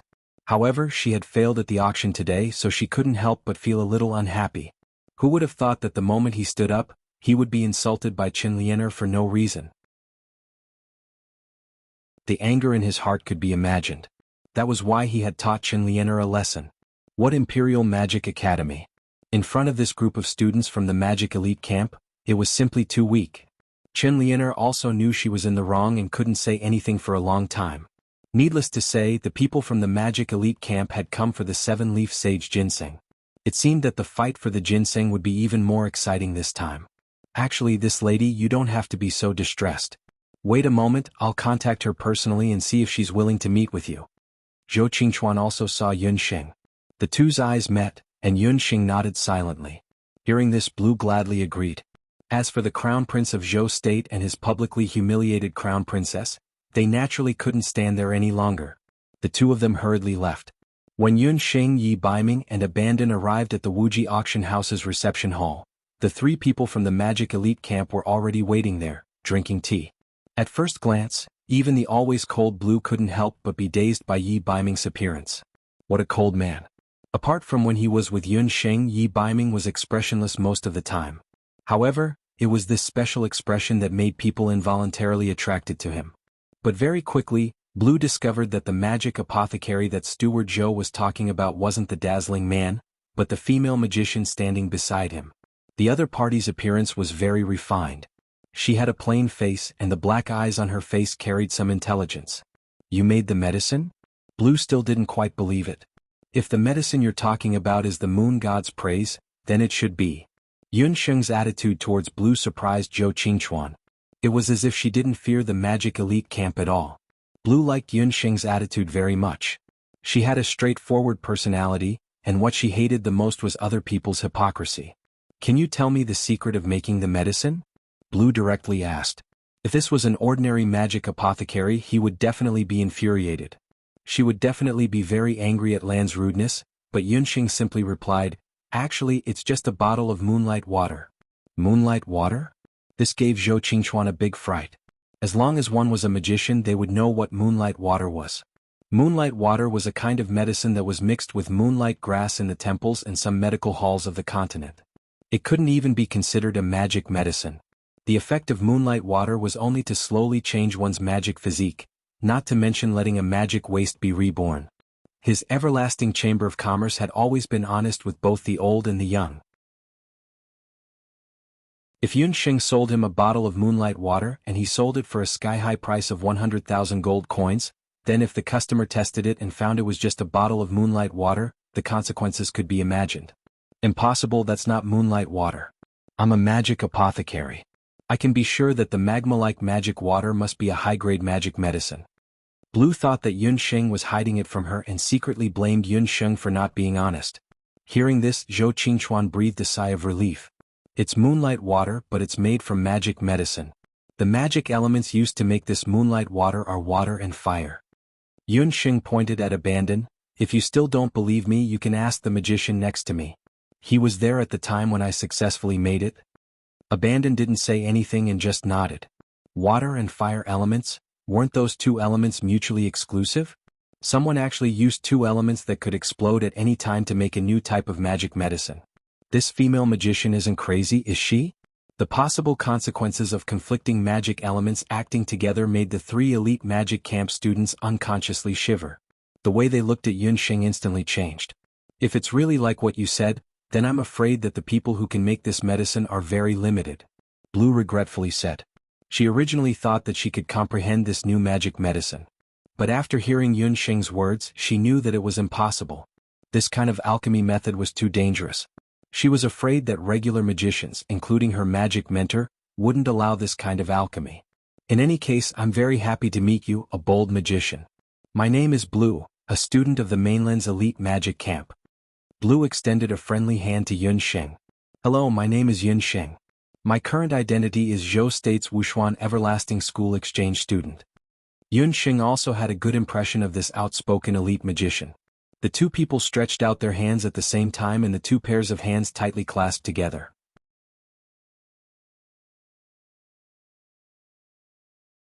Chapter 249. Wushuan Limitless School? When the few elite mage students of the mainland heard Yun Sheng's self-introduction, their first reaction was to find it funny. A mage actually said that she was from Wushuan Limitless School. However, Lan smiled. She looked at Yun Sheng's hand. When the two of them clasped hands together, Lan suddenly exerted force. When the two of them clasped hands together, Yun Sheng felt a powerful magic coming from Lan's palm. Was she trying to sound him out? It turned out that Lan was a very competitive person. Although she heard Yun Sheng talk about the method of refining the praise of the moon god, she couldn't try it. In her heart, she couldn't help but have an impulse to compete with Yun Sheng. Yun Sheng saw that Lan wanted to compete with her. If she withdrew her hand now, she could still retreat unscathed. However, Yun Sheng wasn't the kind of person who would admit defeat. These people from the mainland's elite mage camp were still very proud in their bones. Anyway, when the time came, she would definitely compete with these people in the Sunset Wetland. She was now an archmage. She wanted to see how big the gap was between an archmage and a sacred mage. Seeing that Yunxing didn't withdraw her hand and instead used her magic soul, Lan's eyes revealed a look of excitement. As for the other few mage students, they had a contemptuous look on their faces. They were really overestimating themselves. Sister Lan's strength, even in the mainland's elite mage camp, was ranked in the top 20. She specialized in water magic and could now skillfully use all kinds of yellow magic. A bone-chilling magic power followed Yunxing's hand and drilled into it. Yunxing naturally wouldn't use all of her 5 elemental magic soul's magic power. Considering Lan's magic attribute, Yunxing chose the fire elemental magic soul as her opponent. As soon as that ice-cold magic power entered Yunxing's body, a layer of blue ice crystals immediately formed on Yunxing's body. Looking at the situation, Abandon couldn't help but step forward. After all, in terms of true strength, Yunxing was only an archmage. Compared to Lan, who was a sacred magus, she was much inferior. There was a huge difference between the magic realms. Do you think I'll admit defeat just because of this? Yunxing sneered in her heart. Azura seemed to know that Yunxing was just an archmage and was about to withdraw her magic. But at this moment, the frozen Yunxing suddenly took out her magic scepter. She spun it rapidly, and the 2 magic soul stones on her scepter lit up at the same time. The ice on Yunxing's body immediately melted as her mana was much weaker than Lan's. This is... Azura narrowed her eyes as she looked at the magic scepter in Yunxing's hand. Even with her eyesight, she couldn't tell what kind of magical beast's bone Yunxing's magic scepter was made from. However, she recognized the 2 magic soul stones on Yunxing's magic scepter. The first one was a 100-year-old mutated magical beast's soul stone. The second one. What was even more shocking was that it was actually a demon soul stone. Such a combination of magic soul stones was rare even in the continent's magic elite camp. Even Azura, who was known as one of the genius students, only had a 100-year-old magic soul stone on her magic scepter. It seems that you have a multi-elemental magic soul. You're using them all at once. Azura stopped looking down on Yunxing. How could a sorcerer who could create the tribute of the moon god be an ordinary person? She didn't expect to meet such an expert in Wuxia City this time. Not only was Azura not disappointed, but she was also happy. She met her match. Moreover, it was an opponent who was younger and had a lower magic realm than her. Then you have to be careful. Yunxing smiled faintly. She slowly activated her earth elemental magic soul. As the saying goes, counter soldiers with arms and water with an earth weir. Since her fire elemental magic soul wasn't enough, she might as well try using her earth elemental magic soul. Azura's talent was indeed not bad. But in terms of age and experience, she was still slightly inferior to Yunxing, who had lived 2 lives. Yunxing used the calm mind that she had trained as a doctor to slowly circulate the power of the Dharma soul in her body. Azura immediately felt that her water elemental magic power was unable to invade Yunxing's body as quickly as before, as if it had hit a wall. Her opponent's dual elemental magic soul was actually so powerful? Very quickly, Azura discovered that Yunxing was different. She was still able to calmly make decisions in the face of a situation that wasn't favorable to her. Moreover, her opponent was just an ordinary great magician who was 2 levels lower than her own magic realm. According to common sense, in a battle of soul power, it was already not easy for her opponent to hold on for 15 minutes. But not only did her magic power not weaken, when she activated her dual elemental magic soul, her magic power was as if it didn't weaken at all. If the magic power in Azura's body was like an endless river, then the magic power in Yunxing's body was like a gurgling stream. Although she didn't have enough strength, she was full of stamina as if it would never weaken. Earth elemental magic power came wave after wave, mixed with fire elemental magic power from time to time. At this moment, Azura felt as if she was about to combust. She couldn't help but grab her magic scepter, only to hear the 2 magic soul stones on her scepter light up. Sister Lan actually wanted to use the power of her magic scepter to compete with an ordinary magic student. The 2 elite students from the continent couldn't help but be dumbfounded. It seemed like Sister Lan was serious. When Azura revealed her magic scepter, Yunxing also felt the magic elements in Azura's body suddenly change. Although it was still water elemental magic, Yunxing felt that the magic elements had changed in an instant. A sense of coldness hit her in the face. This was because after comprehending water elemental magic, she also comprehended ice elemental magic. As Azura's magic power invaded again, Yunsheng's face turned pale from the cold. A layer of white frost condensed on her lips, hair and eyebrows. Her teeth also couldn't withstand the cold and were chattering. Abandoned couldn't help but want to go forward. Who knew that he was stopped by Yi Baiming?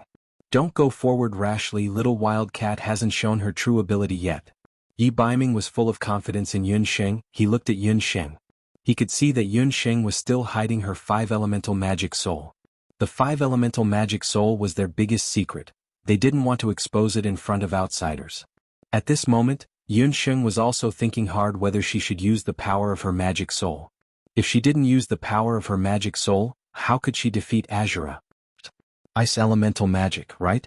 Although Yunsheng didn't comprehend advanced magic like Azura and couldn't comprehend secondary magic, but she had Dreamcloud Ice Slumber. Yunsheng seemed to have thought of something all of a sudden. She closed her eyes and chanted the Cloud Dream Ice Sleep spell in her heart. When Yunsheng opened her eyes again, they were already clear. But almost at the same time, Azura's face showed an almost panicked expression.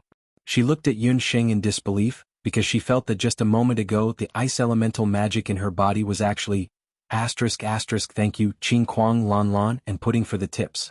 It's Monday, Kong Meng, you annoying little fairies, you're the best.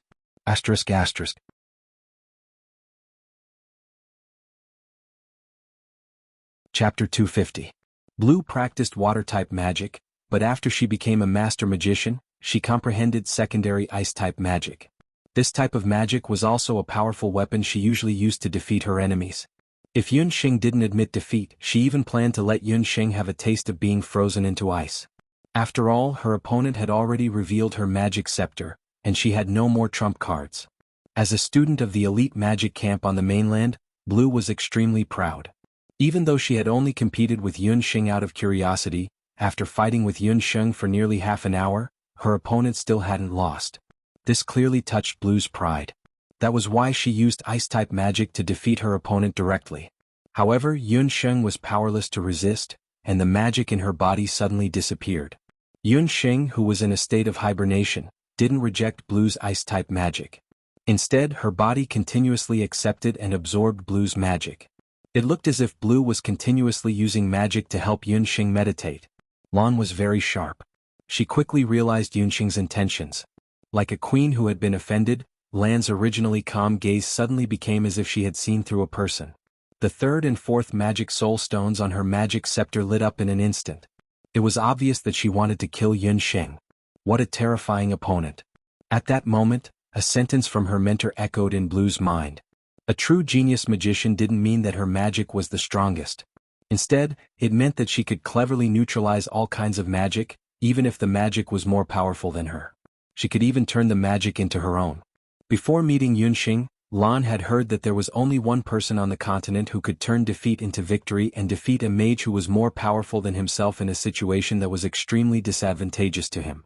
That person was the famous magician of the mainland. He was known as a genius among geniuses, Xiao Wenxiu. Even Blue was impressed by his ability to comprehend magic after meeting him. However, the female magician in front of her showed a similar talent. This immediately caused an indescribable jealousy in Blue's heart. Under the influence of her jealousy, she actually used her most profound magic for no apparent reason. Yunsheng, who was immersed in the meditative state of Cloud Dream Ice Slumber, was completely unaware that she was enjoying the pure ice magic power that was being transmitted from Azura's body. Little wildcat, back off. Among the people present, Yi Baiming was constantly paying attention to the situation on the battlefield. When he saw the sudden change in Blue's expression, Yi Baiming's figure turned into a shadow. He attacked Yunsheng in Blue's hands. Azura felt a strange, cold force that was countless times colder than ice attack her. She couldn't even tell whether that strange force was magic or Do Qi. Under the effect of the strange force, Yunsheng and Blue were forced to withdraw their hands at the same time. Both of them took 3 steps back. Before Yunsheng, who had just broken free from her meditative state, could react, she was already in Yi Baiming's arms. Sister Lan?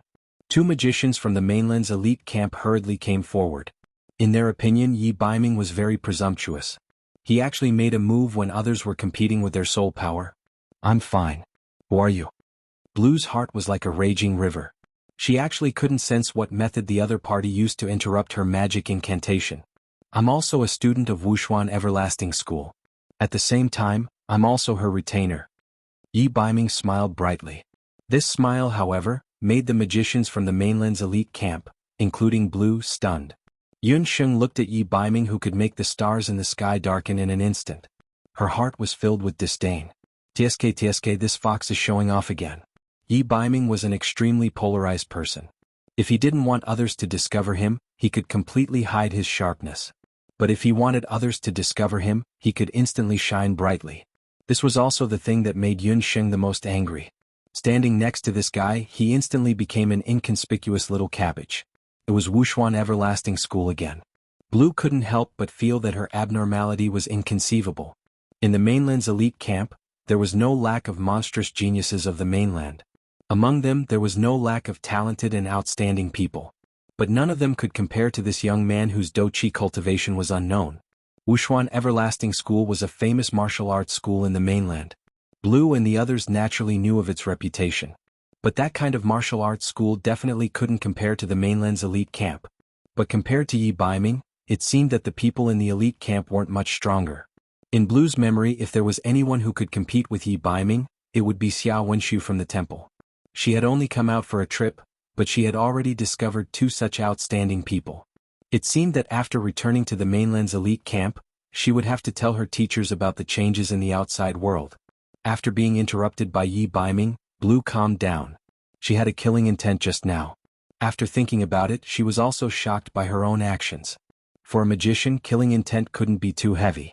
Otherwise, it was very likely that they would become a dark magician. Blue couldn't help but think to herself, I have offended you just now. I hope Miss Yun doesn't mind. After Blue regained her composure, she once again became the cold magic genius. When she bid farewell to Yun Sheng and the others, she couldn't help but take another look at Yi Baiming.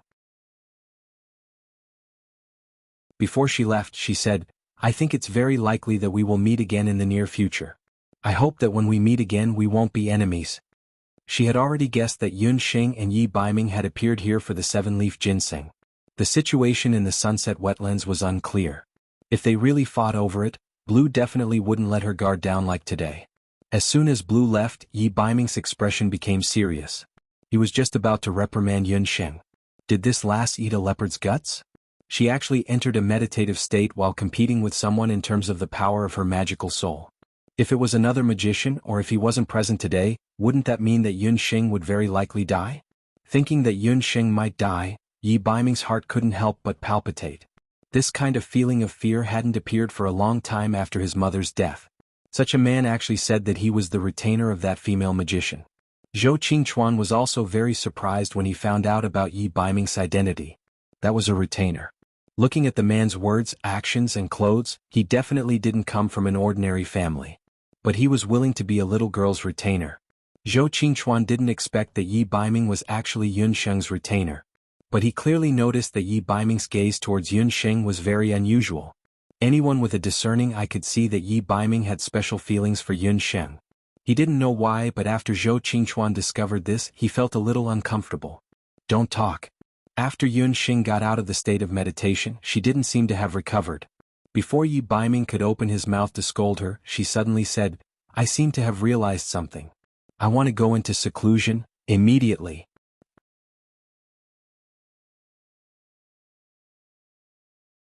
Chapter 251. I seem to have touched the threshold of ice magic. Yun Sheng even forgot to ask Yi Baiming why he suddenly made a move. She was completely unaware of how dangerous her situation was at that time. Yi Baiming couldn't help but smile. It turned out that Yun Sheng actually touched the trick of using ice magic during her meditation. She didn't say anything and immediately left the auction house. She didn't even have time to say goodbye to Zhou Qingchuan and hurried back to her residence. She needed to meditate immediately. If she succeeded, after this meditation she should be able to comprehend ice magic. Secondary magic was different from the general nature magic. It was either a magician's innate magic mutation, or it had to rely on the acquired understanding. Yun Sheng, in the state of hibernation, was stimulated by the ice magic of Lan Meng. Zhou Qingchuan looked at Yun Sheng leaving without saying goodbye, and he was also a little surprised. He originally wanted to discuss with Yun Sheng. If possible, the auction house could exclusively handle the potion of the praise of the moon god from the little Ci Entong in the future. Yi Baiming was naturally very happy to see Yun Sheng ignore Zhou Qingchuan. His intuition as a man told him that this man, whose family background and appearance were very good, had a favorable impression of Yun Sheng. He decided that before this favorable impression of him developed, he would kill it in advance.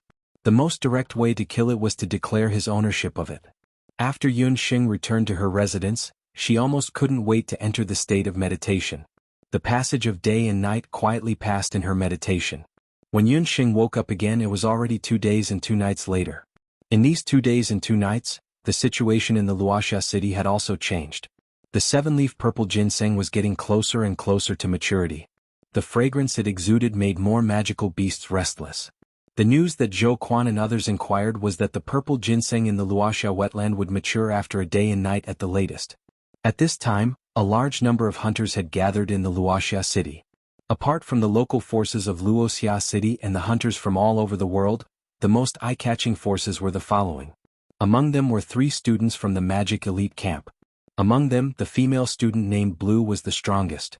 She was a Grand Magus Saint, while the other 2 were above Master Magus. At this time, Yun Sheng had just finished her meditation. When she woke up, she let out a deep breath. She took out her magic scepter and chanted a spell. Immediately, a few snowflakes drifted down from the sky. Although it's only the most basic ice magic, it's still a breakthrough. Yun Sheng got up and left the room. When she came out of the room, she found that Zhou Quan was already waiting outside. "Young master, you've finally come out. We should also prepare to set off for the sunset wetlands." Zhou Quan had also heard that Yun Sheng was comprehending magic. During this period of time, after inquiring about the situation in the city, Zhou Quan found out how precious the sage ginseng was. Many of the hunters in the city had already entered the sunset wetlands. After all, there was only one 7-leaf sage ginseng. There were many hunters and magical beasts fighting over it. "Okay, let's set off immediately." Yun Sheng smiled. If Zhou Quan knew that there was a peak rank 9 Eagle Claw Bat King that was close to the domain level within the sunset wetlands, Zhou Quan would probably not enter the wetlands even if he was beaten to death. Part of the reason why Yun Sheng had been able to go into seclusion to comprehend ice magic with a clear conscience was because she knew that as long as that magical beast at the peak of the 9th level was present, others would not be able to get close to the sage ginseng.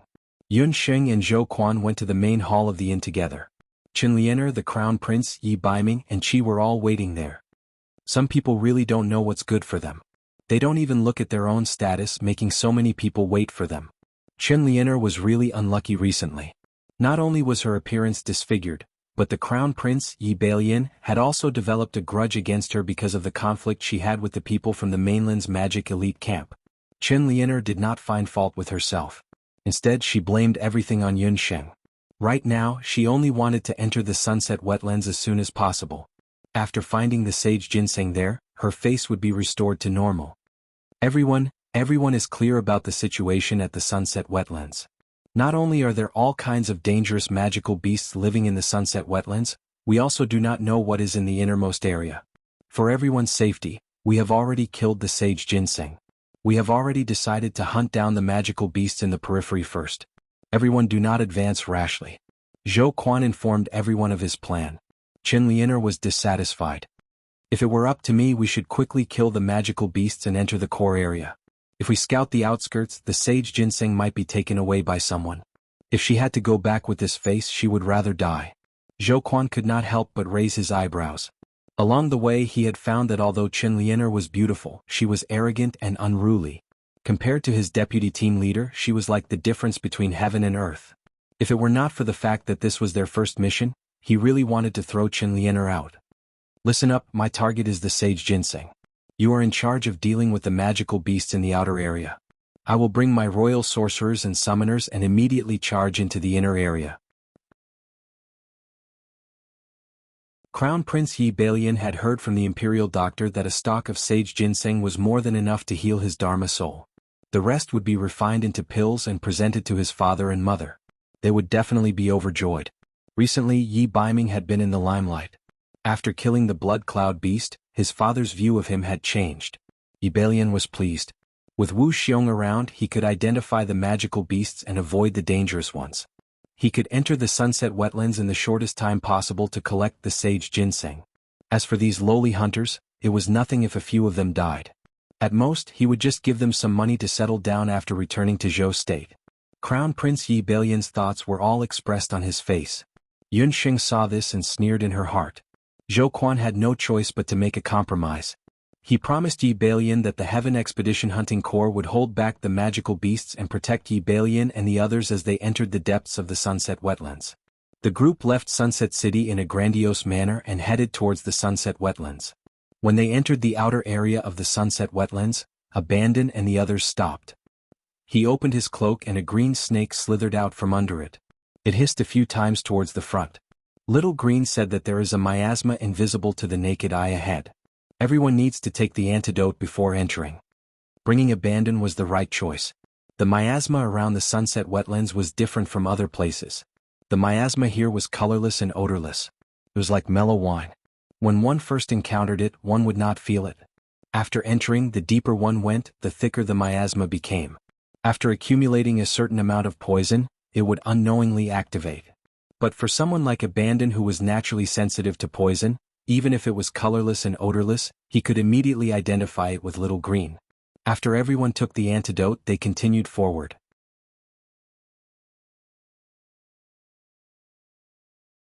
Chapter 252. As Yun Xing had been to the Wuxia wetlands before, she was very familiar with the surrounding terrain. However, she did not walk at the front of the group.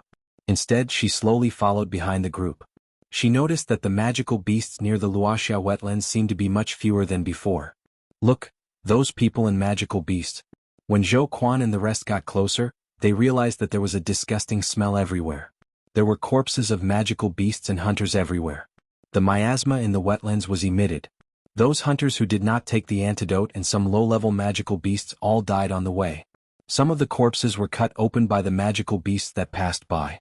It was a horrifying sight. After walking through the outer wetlands, they did not see a single living person or beast. In order to prevent anyone from entering the Wuxia wetlands during this period, Yi Balian simply ordered the two mages beside him to set up a few magic arrays. As long as someone trespassed, the magic arrays would shoot out flames to attack. If there were no magical beasts like the puffed egg that could break any seal, normal people would not be able to enter at all. After setting up the magic arrays, everyone continued to walk forward. There were still no traces of people around. The entire Wuxia wetlands was like a graveyard. There was a sense of death everywhere. Crown Prince, there are traces of a magical beast ahead. Allow me to chase it away. Wu Xiong had not had a chance to show off all the way here. After he caught the scent of a magical beast, he immediately walked out impatiently. He raised his magic scepter and chanted.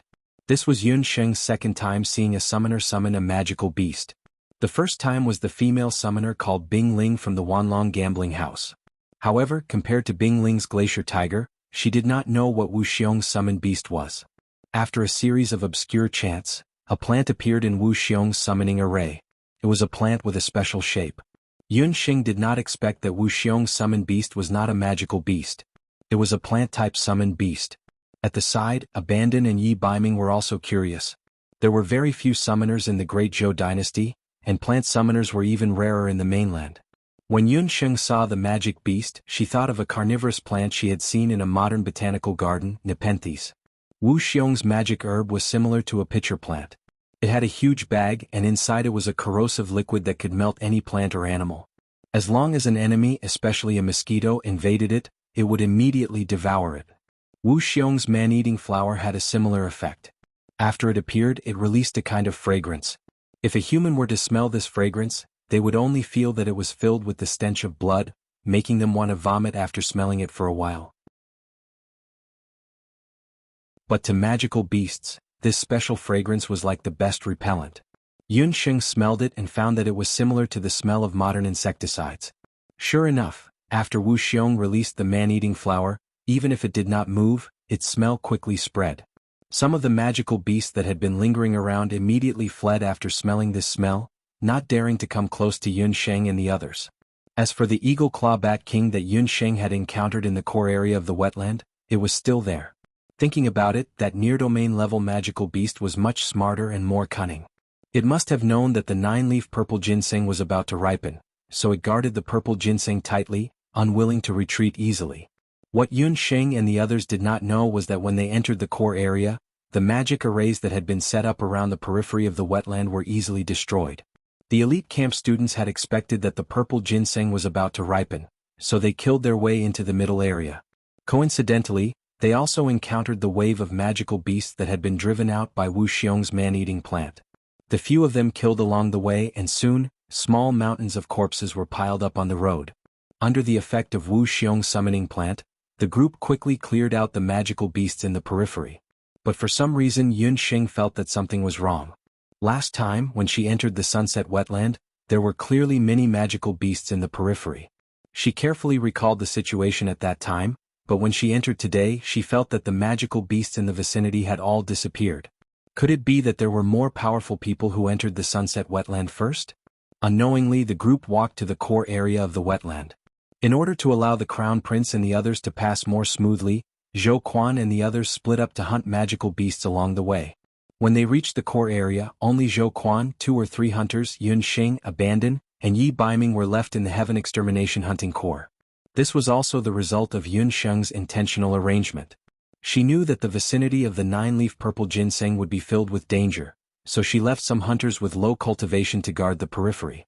The dizzying miasma slowly dissipated, and a fresh, dew-like fragrance assailed their nostrils. "Look, what's that over there?" Qin Lianer's eyes lit up. She saw a trace of purple in the depths of the wetland. That purple light attracted everyone's attention. 1 leaf, 2 leaves, 3 leaves. There were a total of 9 leaves. So it was actually the 9-leaf purple ginseng. Everyone was wild with joy. Everyone knew what a 9-leaf purple ginseng meant. It was a herb that was close to divine grade. At this moment, the ginseng flower on the purple ginseng's corolla had turned completely red from its previous orange-yellow color. From afar, the 9-leaf purple ginseng seemed to be shrouded in the morning glow. Discovering the temptation of the 9-leaf purple ginseng made everyone forget about the dangerous situation in front of them. Especially Qin Lianer and the Crown Prince. They couldn't wait any longer and activated their magic. They didn't care about the wetland in front of them as they prepared to pick the purple ginseng that was about to ripen. "Little wild cat, what's going on?" Yi Baiming noticed that Yun Sheng's face was abnormally pale. Yun Sheng, who had always been fearless, revealed such an expression. Yi Baiming couldn't help but become vigilant. Just as Yi Balian and the others jumped onto the wetland, suddenly they heard a strange bubbling sound. Bubbles began to appear one after another in the originally calm quagmire. Something came out of the bubbles. Mud bats came out of the mud one by one. In an instant, the surroundings were filled with bats. Along with the bats there was also a Bat King. The Bat King had the head of a mouse, but its wings were like an owl's. It was covered in feathers. The most terrifying thing was its 2 legs. They didn't look like bat legs at all. They were clearly a pair of sharp eagle claws.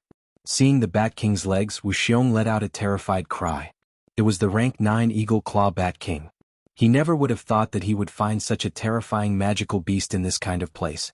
"Run, this is the rank 9 Eagle Claw King. It's almost a domain-level magical beast. If we stay here we will all die."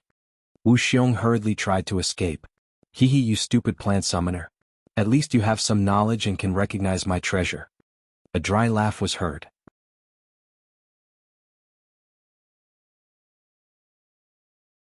Chapter 253. Inside the swamp, bubbling sounds could be heard again. The mud gradually solidified together, forming a human figure. An old man with a face even more haggard than the bark of an old tree appeared in front of everyone. When they saw the summoning ring on his hand, everyone sucked in a breath of cold air. It was a holy beast summoner who could control high-level magical beasts and even domain-level magical beasts. They didn't expect that there would be a summoner hidden in the Wuxia wetland. At this moment, even the stupidest Yi Balian already knew that they were ambushed. You are. Your Excellency, please spare me. I am a branch of the Wu family of Penglai State. Please let me go for the sake of the Wu family." Wu Xiong was trembling with fear. "Hee hee, you killed so many magical beasts along the way. Those were all food for my family's sweetheart. Since you killed them, then you will be its new food. The first one to be eaten is you, stupid descendant of the Wu family." Who knew that the Eagle Claw King had no intention of letting him go. The Eagle Claw King smelled the summoner in the crowd and only heard a squeak. It was like a golden lightning. In just a moment, its claws grabbed Wu Xiong's head. Those small eagle claw bats swarmed and rushed towards the man-eating plant. Wuxiang's whole body was grabbed by the eagle claw bats. With a snap, his head was immediately separated from his body. His pitiful appearance made everyone present not dare to move. The summoner's strength was really terrifying, especially the power of his summoned beast, which was already at the peak of the 9th rank. Hee, which one of you is the Crown Prince of Zhou State? This old man was entrusted by someone to refine the purple ginseng golden pill in exchange for the life of the Crown Prince of Zhou State. The old summoner's eyes looked back and forth among the remaining people. Finally, his eyes fell on Yi Baiming. In any case, the other party was a crown prince. His temperament and appearance were bound to be first class. Among the crowd, Yi Baiming's temperament and appearance were the most outstanding. The old summoner thought he was smart and stared at Yi Baiming. He grinned and laughed dryly. You are the Crown Prince of Zhou State? This question made Yi Bailian so angry that he almost fainted. But he couldn't deny it. The old summoner was obviously hired by someone to kill him. If he admitted it, the old summoner would kill him without hesitation. Yi Baiming glanced at the silent Yi Bailian. The corners of his lips curled up in disdain. Elder, we have no enmity between us. Why did you set such a trap for us? Yi Baiming could already tell that the entire so-called sage ginseng was nothing more than a carefully planned trap. Hee, what's the point of a dead man knowing so much? Die. The summoner waved his hand, and the eagle claw bat immediately turned its target to Yi Baiming. Wait. Just as the summoner was about to attack, Yun Xing suddenly shouted, He is not the Crown Prince of Zhou State. When Yi Baiming heard this, he looked at Yun Xing. He didn't expect that Yun Xing would speak up to protect him. When the old summoner heard that Yi Baiming wasn't the Crown Prince of Zhou State, he immediately stopped. Although he couldn't distinguish between right and wrong, he understood one principle: to kill when necessary. Since the summoner wanted him to kill the Crown Prince of Zhou State, then he would only kill the Crown Prince of Zhou State. Yi Bailian almost fainted. In fact, he couldn't wait for the old summoner to kill Yi Baiming indiscriminately. After all, Yi Baiming's reputation in Zhou State was far greater than his. Killing him was equivalent to eliminating all future troubles, and he could take the opportunity to escape this disaster. Who knew that this damned female sorcerer would expose him? Elder, haven't you heard that the Crown Prince of Zhou State is an idiot? Furthermore, he's ugly and doesn't have a good reputation in the mainland. Look at him. No matter what, he's still considered a talent. How can he be the Crown Prince of Zhou State? Furthermore, which country's crown prince would lower himself to personally come to such a place to pick herbs? Yun Xing also noticed that although this old summoner wasn't young, he didn't seem to know much about worldly affairs. Sure enough, after hearing Yun Xing's words, the other party also felt that something was wrong. The person who entrusted him to kill the Crown Prince of Zhou State had a very honorable status. He also wasn't willing to enter a place like the Wuxia wetlands. Little girl, then tell me, where is the real Crown Prince of Zhou State? The old summoner looked at Yun Xing and saw that she was only an archmagus. Then he looked at her innocent face and didn't think that she would lie. However, this old summoner was gravely mistaken. As the saying went, a dog that bites is not fierce. Under Yun Xing's harmless lowly appearance, she hid the evil heart of a poisonous witch. He's hiding in a very secluded place. Elder, if you trust me, I can take you to find him, Yun Xing said vividly. When Yi Baiming heard that Yun Xing wanted to personally take the old summoner to find some imaginary Crown Prince of Zhou State, he couldn't help but feel a little worried. Trust me. Yun Xing winked at him in abandon. At the same time, Yun Xing couldn't help but secretly touch the summoning hand hidden in her chest. Whether it was the other party's magic cultivation or summoning skills, he was far above her. If she wanted to successfully deceive him, she could only give it her all. Otherwise, they wouldn't have any chance of survival. The old summoner muttered to himself for a moment. Without hesitation, he followed Yun Xing forward. Wait, if we leave and that sage ginseng matures, what will we do? You treacherous little girl, this old man almost fell for your trick. The old summoner suddenly became angry. This time he came for the sage ginseng and almost fell for Yun Xing's diversionary tactic. Elder, you don't have to worry too much. Look at the sage ginseng's flowers. Although the flowers are already red, the top layer of the flowers isn't red yet. I'm a pharmacist, I can guarantee that the sage ginseng won't mature in 2 hours. Yun Xing said with certainty. 2 hours is enough for you to capture the cowardly Crown Prince of Zhou State. Then you can pick the herbs and use that coward's corpse as fertilizer. Yi Bailian was so angry that he almost vomited blood again. This period of time could be considered the most sullen period of his life. He didn't have any good days. He was humiliated by the people of the everlasting Chamber of Commerce. Because he wanted to save his life, he was repeatedly humiliated by Yun Sheng. Yun Sheng, you little bitch. As long as he returns to Zhou State, he definitely won't let her off. Yi Baiming saw Yi Balian's sinister gaze and a murderous intent flash through his eyes. Yi Baiming also sighed inwardly at Yun Sheng's psychological strength. In this world, perhaps only Yun Sheng could make her enemy vomit blood in anger in such a critical situation. Little wild cat, the longer you know her, the more surprises you have. The old summoner was suspicious for a long time, but he still believed Yun Sheng's words. He also expected that a little girl in her teens wouldn't be able to do anything big. Yun Sheng led the old summoner in the northwest direction. Thanks to Fei Fan, Origin Sin and Bad Fur for their tips. My results have been pretty bad recently and I'm going to be frozen. I haven't asked for a subscription since I went up. I only hope that some people will be magnanimous and delay it for 2 days.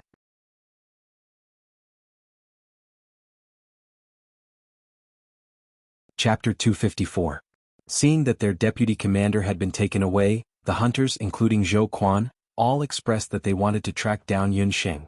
Are you all rebelling? Who will protect me if all of you leave? Yi Balian was furious when he saw this. Yi Balian was already scared to death. However, seeing that the 9-leaf purple ginseng was about to ripen, he was unwilling to leave. He was also worried that the old summoner had other helpers. He was also afraid that the eccentric old summoner would return and take his life. His Dharma soul had been destroyed, so he was no different from a useless person. Is there a crown prince here? Why didn't anyone admit that they were the crown prince of Zhou State? Brothers, let's go. The deputy commander's safety is more important. Zhou Quan and the rest said disdainfully and turned to leave. Yi Baiming snorted coldly and was about to leave too. Yi Baiming, if you dare to leave, I'll never know where your mother is buried. Yi Balian had just finished speaking when he heard Yi Baiming's words. Yi Baiming's expression changed abruptly. He suddenly turned around. His expression was terrifyingly gloomy.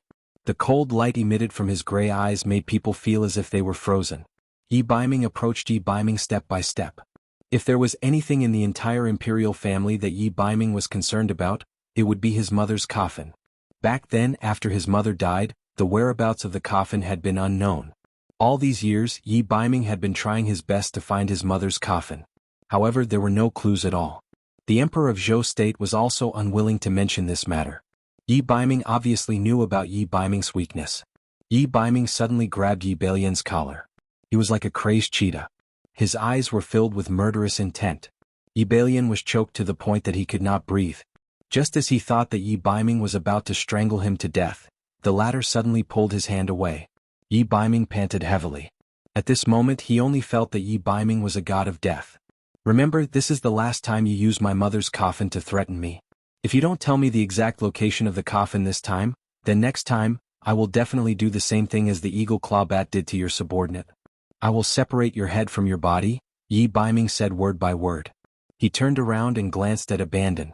That little snake of yours should be able to find Yun Sheng's whereabouts. Yi Baiming's heart was filled with pain as he entrusted the wild cat's life to another man. However, he had no other choice. His mother's coffin was related to his secret, so he had to find it. Moreover, he saw the little wildcat wink at him and abandon when she left. Every time Yun Sheng was plotting something, she always had that expression on her face. This time it should be no exception. Abandon walked towards the northwest without a word. In Luoxia City, inside the city lord's residence, the Dark Prince and Luoxia City Lord were waiting for a reply from the Luoxia wetlands. The Dark Prince was still the same as before, wearing a cool expression. Your Highness Dark Prince, isn't it worth it to exchange a 9-leaf purple ginseng for Zhou State's Crown Prince's life? The Luoxia City Lord's expression still carried some reluctance. That was a 6-leaf purple ginseng. In the past 50 years, it had only appeared once in Luoxia City. However, the Dark Prince gave the purple ginseng to that summoner as a reward. It's just a purple ginseng. Since the Luoxia wetlands is suitable for growing this herb, I believe that in a few decades, another purple ginseng will appear in the wetlands. Moreover, I heard that it's not just Zhou State's Crown Prince who came this time. Even Zhou State's Lord Baiming came. Zhou State's Emperor only had 2 sons. If he suddenly lost 2 princes in later Qin, what would the future of Zhou State be like? The Dark Prince didn't feel any heartache for the purple ginseng. Previously, he arranged to kill the other party's hunters in Daoi Mountain Guard City. It was only a precedent. Later Qing's national strength had been growing day by day in recent years. Back then, Zhou State's Marshal Saint Yunba was so powerful that later Qing had no choice but to retreat. In the Dark Prince's opinion, annexing Zhou State was only a matter of time. This time, if he could successfully kill Zhou State's crown prince and lord, Zhou State would definitely fall into chaos. Then, spending a purple ginseng would be worth it. However, if the Dark Prince knew that the purple ginseng in the Wuxia wetlands was a god-tier herb that was about to evolve, his attitude might not be so relaxed. Half a day had already passed. With the speed of Zhou State's group, they must have already entered the trap. The Dark Prince was already impatient to know the result. At this very moment, northwest of the Wuxia wetlands. Little girl, where exactly is that Zhou State's crown prince? He's already been gone for 15 minutes. After walking with Yun Sheng, the old summoner still didn't see any Zhou State's crown prince. Then he looked at the direction Yun Sheng was walking and couldn't help but become suspicious. We're almost there, senior. Haste makes waste. Yun Sheng walked unhurriedly. Don't think of playing any tricks. My Eagle Claw Bat King has very sharp eyes. If it sees you doing anything, you'll end up like that summoner just now. I don't want to twist your little head off as well. The old summoner was on guard. I know. Hey, senior, look at what's in front of us. Yun Sheng walked to the front and a swamp appeared in front of them. She glanced at him and suddenly shouted loudly. Almost at the same time, the sky suddenly darkened. What a cunning little girl. You actually dare to play tricks in front of me. The old summoner flew into a rage out of humiliation. Just as he was about to order his summoned beast to catch Yun Sheng, the sky suddenly darkened. The Eagle Claw Bat immediately became alert. Immediately after, a strong pressure surged out. The surroundings were inexplicably dark. When the pressure came, the Eagle Claw Bat on the old summoner's body let out a cry of fear. The dignified 9th rank Eagle Claw Bat actually fell upside down from the old summoner's shoulder under that pressure. Who is it? Which expert senior is it? The old summoner, who was originally full of confidence, broke out in cold sweat when he felt that pressure. According to his summoned beast's reaction, he was sure that there was a summoner who was stronger than him hiding in the surroundings. Stronger than a holy beast summoner. Was that a bishop summoner or not? No, it seemed to be even stronger. It was Emperor Zhao. In a place like this, they actually encountered a master at the level of Emperor Zhao. The old summoner had already thrown Yun Sheng to the back of his mind. He knelt on the ground with a thud and kowtowed incessantly toward a certain direction in the darkness. Which summoning king is it? If this lowly one has offended you, please forgive me. He was completely unaware that the so-called pressure was just the pressure released by Yun Sheng using the summoning hand. Reckless guy, how dare you make things difficult for my disciple? Afraid that her disguise would be seen through, Yun Sheng had no choice but to use Xiao Hei's swallowing the sky combat skill to disguise herself as that hidden expert. She deliberately used a hoarse and deep voice.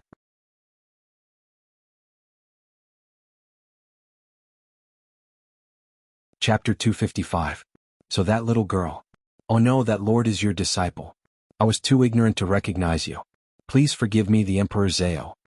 After realizing that the other party might be a master at the same level as Emperor Zhao, the Holy Beast Summoner didn't dare to move anymore. The Holy Beast Summoner was one of the top existences on the mainland. In the mainland, the number of Holy Beast Summoners was less than 1,000. But who was this master at the same level as Emperor Zhao in front of him? The old summoner's dry forehead was already covered in a large amount of cold sweat. He looked at his Eagle Claw Bat that was so scared that it didn't have the demeanor of a king anymore. He knelt down on the ground and thought about the few old monsters at the same level as Emperor Zhao on the mainland. He didn't know who the one in front of him was. What's your name? That little girl is my disciple. If you dare to bully her, you are disrespecting me. Yun Sheng hid in the darkness and quietly changed her voice. Once the mysterious power of the summoned demon hand came out, the holy mage was scared to death. Yun Sheng didn't dare to stay for long. She could feel that the magic in her body was rapidly being devoured by the summoned demon hand. I am Zhong Yi, a holy beast master from the Penglai state. The holy beast master had already thought of several possible candidates in his mind. Except for the Emperor Zhao in red of the Zhao state, the other masters at the same level as Emperor Zhao on the mainland had disappeared for many years. How could they appear here so easily? Zhong Yi was suspicious. Could it be that this Emperor Zhao was a fake? He was suspicious and looked at the source of the voice in the darkness. He didn't see any summoned beasts protecting the master at the same level as Emperor Zhao. Zhongyi was even more suspicious. In the dark, if he quietly probed, he would be able to prove Emperor Zhao's true identity. He quietly ordered the Eagle Claw Bat to take the opportunity to launch a sneak attack. Yunsheng's eyes shone brightly. She saw the old summoner raise his head. His words and actions were somewhat suspicious. The Eagle Claw Bat also flapped its wings, preparing to fly over. She wanted to test her? Yunsheng smiled coldly and immediately gave an order to the thousand-legged Ant King in the exquisite beast tower. Suddenly, Zhongyi's summoned beast pounced on Yunsheng. Yunsheng immediately used Earth Meld and moved more than 10 meters away. The Eagle Claw Bat missed its target, so it immediately retracted its wings and prepared to attack again. Yunsheng waved her hands and a summoning array appeared beside her. Only a series of strange buzzing sounds could be heard. A group of beast ants flew out from the summoning array. Zhongyi was shocked. It was a group of ferocious beast ants. One of the ant generals looked very ferocious. It bit onto the Eagle Claw Bat's legs tightly and ordered the ant soldiers to attack. The Eagle Claw Bat had thick skin and was not afraid of ordinary mosquito bites. However, when faced with a Domain Realm Master, it couldn't withstand the attacks of a Domain Realm Master. The ants crazily chewed on the Eagle Claw Bat's flesh. The summoned beast and the summoner were telepathic. The Eagle Claw Bat was entangled by the beast ants. Zhongyi also felt a wave of itchiness and pain on his body. This feeling was truly unbearable. Especially when Zhongyi was just a summoner. He was old and had a strange temper. He relied on his level 9 Eagle Claw Bat and didn't have any subordinates. However, today he met Yunsheng who had the ability to summon demons. He was unlucky. He deserved to die in the hands of Yunsheng. The Eagle Claw Bat King was surrounded by countless beast ants. Was in great pain. It had no choice but to use its bat wings to beat the beast ants on its body. The bat wings beat its body until it was covered in blood. The beast ants smelled the scent of blood and desperately chewed on the Eagle Claw Bat's flesh. As a result, Zhongyi was in more pain. The summoned beast and the summoner were tortured to the point where they wanted to die. The Honorable the Emperor Zhao, please be merciful. I know my mistake. I won't dare to do it again. As long as you forgive me, my summoned beast and I will be loyal to you for life. Zhongyi had lived for 60 to 70 years. He had never been in such a difficult situation. He would rather die than live now. The beast ants were really scary. Under the command of the centipede ant general, they drank fresh blood and chewed on good meat. He was just an old skeleton. How could he withstand such torture? Zhongyi was on the verge of death. Yunsheng's magical power was almost depleted by the demon hand. She knew it was time to reel in the net. She didn't have the intention to kill this saint summoner. This person was just right for her to use. Yunsheng pretended to be angry. Reckless scoundrel. You want to compare the light of a firefly to the stars? I don't want to be entangled with you. You will follow my little disciple from now on. Treat her words as my words. If you disobey, Ant King will not let you off easily. In order to prevent you from changing your mind, swear on your soul that you will be loyal to me forever. Yes, sir. I will definitely follow your orders. Zhongyi was very lucky. He didn't dare to doubt Yunsheng's identity anymore. He kept knocking his head on the ground. Swearing on the soul was the most important oath for summoners and mages. If the oath was broken, the soul would break and they would die. After Zhongyi made the oath, the darkness in the sky gradually disappeared. The surroundings were restored to light. Zhongyi felt that the beast ants on his body had all disappeared. There was no sign of the thousand-legged ant king. He only saw the female mage who was looking at him with a funny face. Looking around, the mysterious Emperor Zhao had already disappeared. He was indeed a strong man at the level of the Emperor Zhao. He came and went without a trace. Little master, why didn't you say earlier that you have a master at the level of the Emperor Zhao? Zhongyi was frightened, but he was complaining in his heart. It was really a sin. How could he provoke such a little devil? Zhongyi was also a saint summoner with a little fame in Penglai. Now he had to call a little girl less than 10 years old little master. How could he survive in the mainland in the future? Well, it was better to be laughed at than to be killed by the Emperor Zhao. Thinking of the scene of being bitten by the beast ants just now, Zhongyi felt a burst of palpitations just thinking about it. Zhongyi, right? You remember what my master said just now? Looking at Zhongyi kneeling on the side like a pug, Yunsheng felt funny in her heart. The two-man show just now really wasted a lot of her thoughts. Fortunately, she was not seen through. Now she had such a powerful subordinate. It was a big gain for her. Just give me your orders. In the future, if you say east, Zhongyi will never go west. Zhongyi was depressed.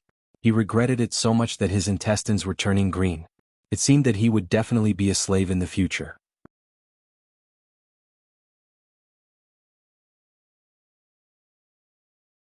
Chapter 256. Treat the wounds on you and your magical beast. Yun Sheng threw over 2 bottles of meditation water and hemostatic medicine. Zhong Yi drank the meditation water and smeared some hemostatic medicine on his summoned beast. As soon as he used the potion, Zhong Wei felt that his mana was quickly recovering. The hemostatic potion was also very useful. Just by applying it, he and the eagle claw bat's blood stopped flowing. My lady, your medicine is really effective.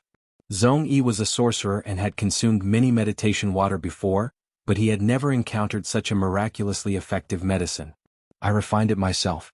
I am a devil apothecary and also a doctor. If you follow me in the future, I won't mistreat you. Tell me who asked you to kill the Crown Prince of Zhou State. Yun Sheng vaguely guessed the identity of the mastermind, but she still needed further confirmation. It's the Dark Crown Prince of Later Qin. He got someone to contact me a while ago and said that the 7-leaf sage ginseng appeared in the Wuxia wetlands. The Crown Prince of Zhou State will bring people over to cook.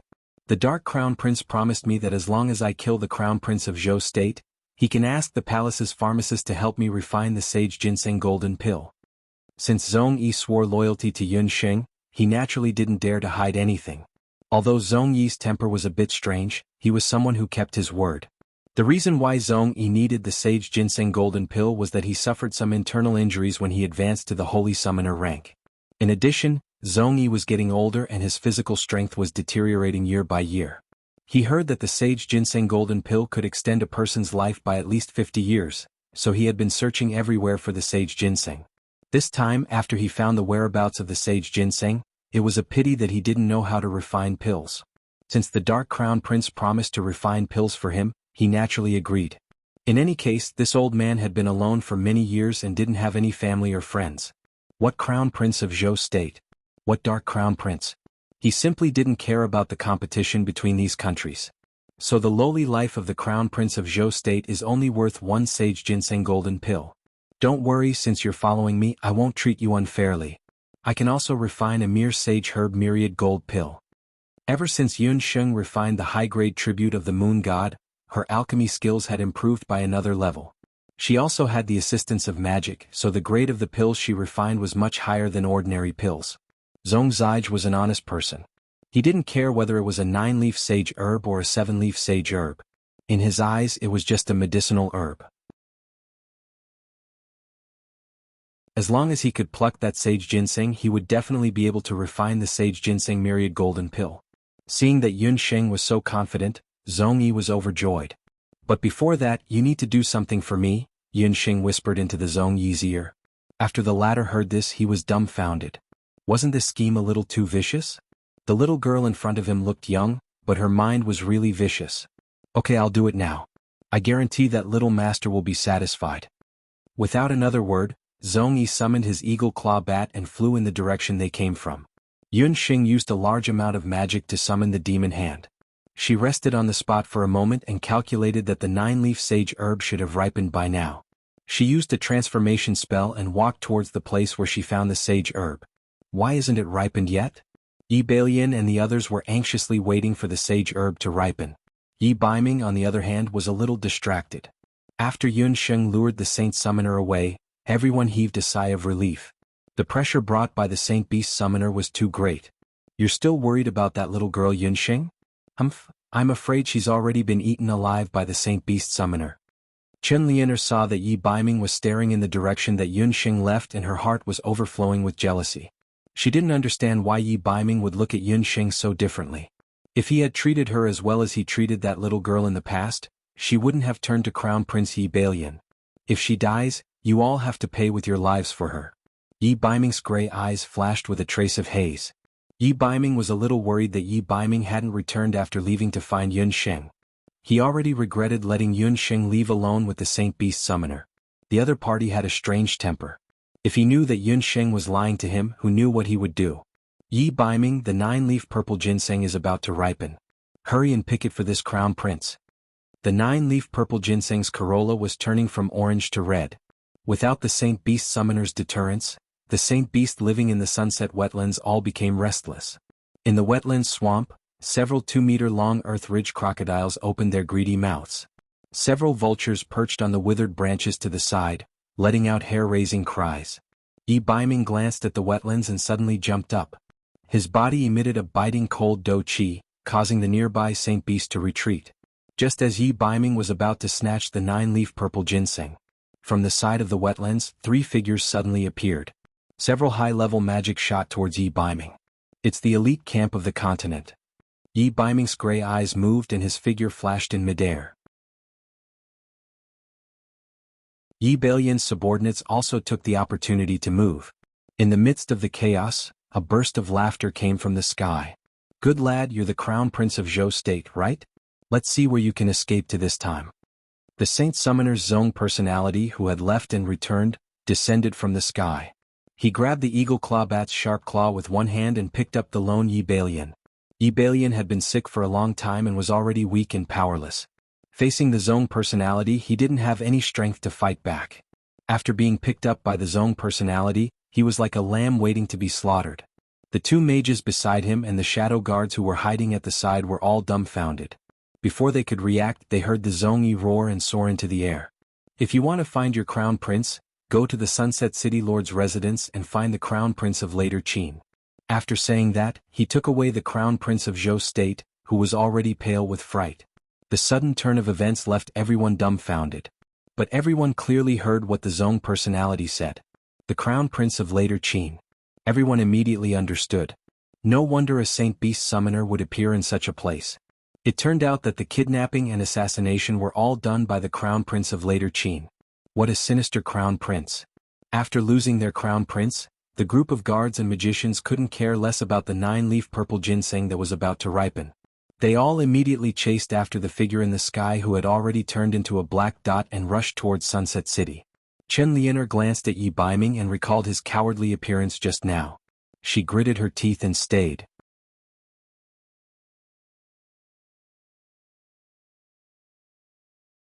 Chapter 257.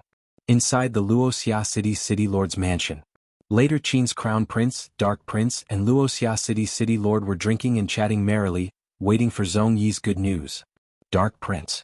You've caused me so much trouble. Zong Yi's angry voice echoed in the sky above Luoxia City. His voice rumbled and instantly spread throughout Luoxia City. Many martial artists and mages in the city heard his voice. Even Zhou Qingchuan of the Everlasting Chamber of Commerce came out. 100 meters in the sky, Zong Yi was holding Zhou State's crown prince Yi Bailian, who looked like a chick. The Dark Prince, who rushed to the city wall, had a change in expression. What was going on with Zong Yi? Didn't they agree to let him kill Zhou State's crown prince? Why did he bring him here? This time the whole city knew about it. Senior Zong Yi, what is the meaning of this? The Dark Prince's face was gloomy. What was this old man doing? He asked him to kill Zhou State's crown prince. Why did he bring people here? His assassination of the crown prince of the Great Zhou dynasty had always been a secret. Now that Zong Yi had exposed it, he could neither kill nor spare the crown prince of the Great Zhou dynasty. This completely disrupted his plans. What do I mean? I should be the one asking you that. Let me ask you. You told me that Zhou State's royal family is a bunch of idiots and that there are no experts. You said that killing Zhou State's crown prince is as easy as plucking a carrot? Screw that carrot and onion, I almost fell for your trick. Zong Yi came to find trouble with the Dark Prince under Yun Sheng's instructions. But the more he spoke, the angrier he got. He was used to being a carefree man all his life. It was all because of this damn Dark Prince that he became someone else's subordinate. Although it wasn't a bad thing, at least he had a master above him. He wouldn't have any freedom in the future. Senior Zong Yi, you must have misunderstood something. The Dark Prince wished he could sew Zong Yi's mouth shut. But he knew Zong Yi's temper and ability. If he really pissed him off, he wouldn't be afraid even if the Heavenly Emperor came. Misunderstood? Misunderstood 18 generations of your ancestors. Hey, you call that not having any experts? Do you know that the magician beside him is the disciple of a summoner at the level of Emperor Zhao? This old man is so unlucky. Just when I'm about to die, I actually offended a summoner at the level of Emperor Zhao. I'm cutting my own throat. Do I not want to live anymore? You call this a misunderstanding? Zhong Yi spat in the air. The Dark Prince and the others on the city wall hurriedly dodged, but their faces were still stained with saliva. The apprentice of a summoner at the level of Emperor Zhao? Since when did Zhou State have such a person? How could there be so many disciples of Emperor Zhao in this world? He knew of one. While the Dark Prince was thinking, a small face suddenly popped up in his mind. It was her. The hidden Crown Prince was so angry that the roots of his teeth turned sour. It was that damned lass. Daoi Mountain City, that little lass called Yan Yun. Ever since the hidden Crown Prince suffered a loss at Yun Sheng's hands at Daoi Mountain's Hunter Citadel in Zhou State, he had been dreaming of Yun Sheng's face for a long time. That tormenting little vixen. The hidden Crown Prince swore that if he met Yun Sheng again, he would definitely let that lass know how powerful he was. It was rumored that during the beast tide at Daoi Mountain, a summoner at the level of Emperor Zhao had appeared. And that summoner's disciple was announced to be Yan Yun. After falling into the hands of the same person twice in a row, one could imagine how the hidden Crown Prince was feeling right now. Why are you feeling guilty? You can't say anything, right? You still don't want to admit that you plotted against this old man. Zhong Yi snorted twice. He suddenly withdrew his hand and threw Yi Balian down from the high ground without any warning. Under everyone's watchful eyes, the incomparably noble Crown Prince of Zhou State was thrown down by Zhong Yi like a piece of trash. With a few cracking sounds, Yi Balian, who had a useless physique as a sorcerer, felt a sharp pain all over his body. His eyes rolled back and he fainted. What was worse was that Yi Balian was also scared out of his wits just now. After being thrown down like this, he actually lost control of his bladder and directly peed. Seeing the dignified Crown Prince of Zhou State in such a state, the citizens of Wuxia City all pointed and gesticulated as they discussed animatedly. Fine, you plotted against this old man. This old man is a magnanimous person who doesn't hold a grudge against a petty person. You wanted me to kill the Crown Prince of Zhou State, so I brought him to you. Since I kept my promise, you should also keep yours and hand over the 6-leaf purple ginseng that this old man wants. Zhong Yi glared and put on the face of an old scoundrel. What? He had seen scoundrels before, but he had never seen such a scoundrel. He had already told Zhong Yi that there was a 6-leaf purple ginseng in the Wuxia wetlands and even the specific location. Who knew if he had already collected the purple ginseng? When the hidden Crown Prince Duguxiu heard this, anger rushed to his chest. At this moment he had really become the hidden Crown Prince in name and in reality. His face was already as black as the bottom of a pot. Crown Prince, don't say any more. The Crown Prince of Zhou State doesn't look right. Zhong Yi handed the Crown Prince of Zhou State to us in front of everyone in the city. There might be secret agents from Zhou State in the city. If we can't save him, others will really misunderstand that we are plotting to kill the Crown Prince of Zhou State. At that time, when Zhou State comes to denounce us, we will be in the wrong. The city lord of Wuxia City also didn't expect that his originally ingenious plan to kill someone with a borrowed knife would be disrupted by Zhong Yi, causing everything to change. In the Wuxia City lord's residence, there was still a 6-leaf purple ginseng that was obtained in the early years. In order to shut Zhong Yi's mouth and prevent him from pestering endlessly and making things even more unmanageable, the city lord could only take out the remaining 6-leaf purple ginseng and persuade Zhong Yi to leave. The hidden Crown Prince then ordered people to carry the Crown Prince of Zhou State back to the city lord's residence. He ordered people to carefully check his condition. After this check, he discovered that many of Yi Balian's bones were broken, and his Dharma soul was also more or less shattered. He had become a cripple. The hidden Crown Prince could only order people to use medicine to keep Yi Balian's life. He also ordered people to search for Yi Balian's subordinates. After everything was arranged, the hidden Crown Prince thought of the girl that he hated and couldn't forget. Alright, since you came to the later Qin, don't think about leaving. Remember, if you find a female sorcerer in the Crown Prince of Zhou State's team, no matter what method you use, you must bring her back. They received the order and were about to leave when they suddenly heard the hidden Crown Prince say, "Remember, don't hurt her. This Crown Prince will take care of her personally." Damn Yun Sheng, since you came to the territory of the later Qin, this Crown Prince naturally has to treat you well. Looking at the Wuxia wetland again, Yi Baiming, Chen Liener, and the sorcerers from the elite camp were facing each other. ***, thank you Lan Lan, the burnt fur, and Beiyu's reward ***.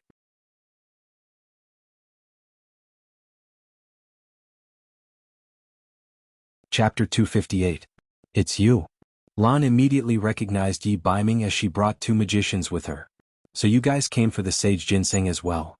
Yi Baiming narrowed his eyes. The three of them were very strong. He only had Chen Lianer by his side. In terms of strength he was no match for the three of them. We originally didn't plan to steal the sage ginseng, but just now the three of us discovered a purple auspicious aura in the sky above the wetlands. That's why we went in to take a look. Azura and the others didn't know that there was a sage ginseng in the Wuxia wetlands. However, the purple auspicious aura in the sky indicated that there must be a treasure or a god-level herb in the area. Although the continent's magic elite camp was the top existence in the continent, if a god-level herb appeared, they would definitely fight for it. According to the rules of the elite camp, if they brought back a god-level herb, it was very likely that they would be given a chance to enter the esoteric magic field. Azura definitely wouldn't give up such an opportunity. You're no match for me. If that female magician was here that day, maybe you guys would have a chance. What a pity. Azura glanced at Chen Lianer. Yi Baiming's strength was hard to estimate, but he had a pig-like companion.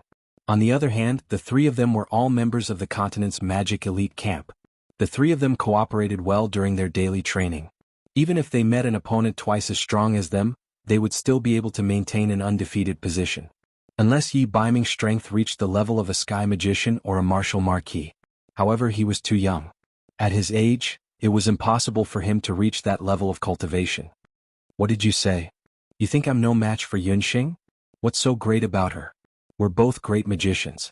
Chen Lianer immediately exploded. What was there that she couldn't compare to Yunxing? In terms of appearance and cultivation, she had studied at the Royal Magic Academy for many years. How could she be inferior to a newly promoted Yunxing? You don't deserve to fight with me. Azura's eyes suddenly turned sharp, and the magic scepter in her hand emitted a blinding light. Chen Lianer couldn't resist at all and was sent flying by the light. You guys keep him busy, I'll go pick the sage ginseng. Sage ginseng could not only be used to refine medicine, but also to refine magic medicine. Indigo quickly chanted, and with a flash of her body technique, she appeared above the swamp as if she was walking on flat ground.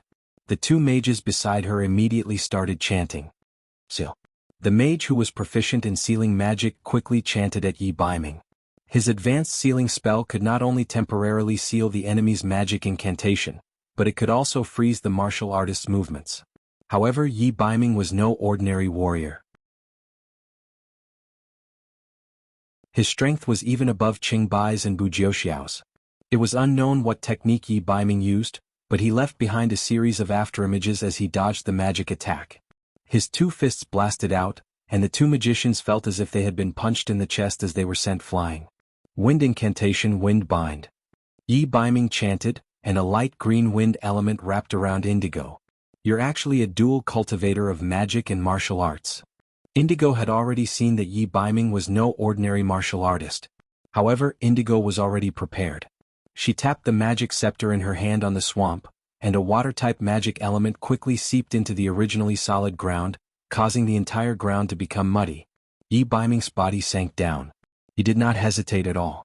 A cold aura spread out from under his feet. The originally muddy swamp immediately turned into a frozen ground. Good, you're actually a multi-elemental mage.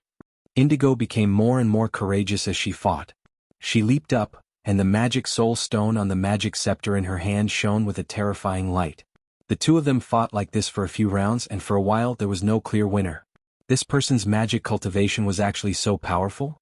Indigo was considered one of the top experts in the continent's elite magic camp, but she didn't have much of an advantage over Yi Baiming. This made her very surprised. Could it be that this dual cultivator of magic and martial arts had also reached the level of a holy mage? Indigo couldn't help but laugh at her own thoughts. Impossible. If he really had such talent, then why hadn't he been selected to enter the elite magic camp? That was where the true geniuses should gather. On the other side, the nine-leaf sage ginseng was already emitting an intoxicating fragrance. The two mages from the continent's elite magic camp, who were originally entangled with Yi Baiming, were already unable to deal with the surrounding magical beasts that were almost going crazy from the aroma. Scram! Yi Baiming was the closest to the sage ginseng, and at this moment several level 6 and 7 magical beasts pounced over. Indigo took the opportunity to rush forward, and was about to snatch the sage ginseng. Pop pop, ugly woman, the sage ginseng is our master. Just as Indigo's hand was about to touch the sage ginseng, a strong repulsive force came from behind her. Indigo thought that it was a sneak attack, and with a wave of the magic scepter in her hand, she launched a magic attack at the attacker. An egg. When Indigo saw the attacker, she was shocked. What did she see? An egg with wings. Yi also saw the puffed egg. He was overjoyed. The puffed egg's appearance was too unique. He remembered very clearly that it was Yun Sheng's unique summoned beast. What was even more surprising was that the egg's movements were surprisingly agile. It quickly dodged a few times in the air, and avoided the magic attack that Indigo was so proud of. How was this possible? That was a magic attack that she had never missed before. Indigo hesitated for a moment, and it was this fatal moment of hesitation that allowed the puffed egg to give Indigo 1,000 kilograms fall without hesitation. Indigo only felt a strange force coming at her, as if there was 1,000 kilograms pressing down on her. Her feet sank and she was already pressed into the mud by the puffed egg. Puffed egg, well done, I'll give you credit for this. A burst of cheerful cheers sounded. Yun Xing used Earth Meld to avoid a few magical beasts that were pouncing on her. Under Yi Baiming's gaze, she took a few big strides and scuttled to the 9-leaf sage ginseng that was about to ripen. In the battle just now, the 9-leaf sage ginseng that was about to ripen had completely ripened. The fiery red corolla on the top of the ginseng's head emitted a glaring red light. The red light turned into a pillar of light that shot straight into the sky like a sharp sword. When the red pillar of light suddenly appeared, it could be seen from miles away. And at that time, Yun Sheng's hand had just touched the jade-like leaves on the 9-leaf sage ginseng. Yi Baiming's expression suddenly changed. Almost at the same time, Yun Sheng also felt that something was different. The world suddenly darkened as if the sky was about to collapse.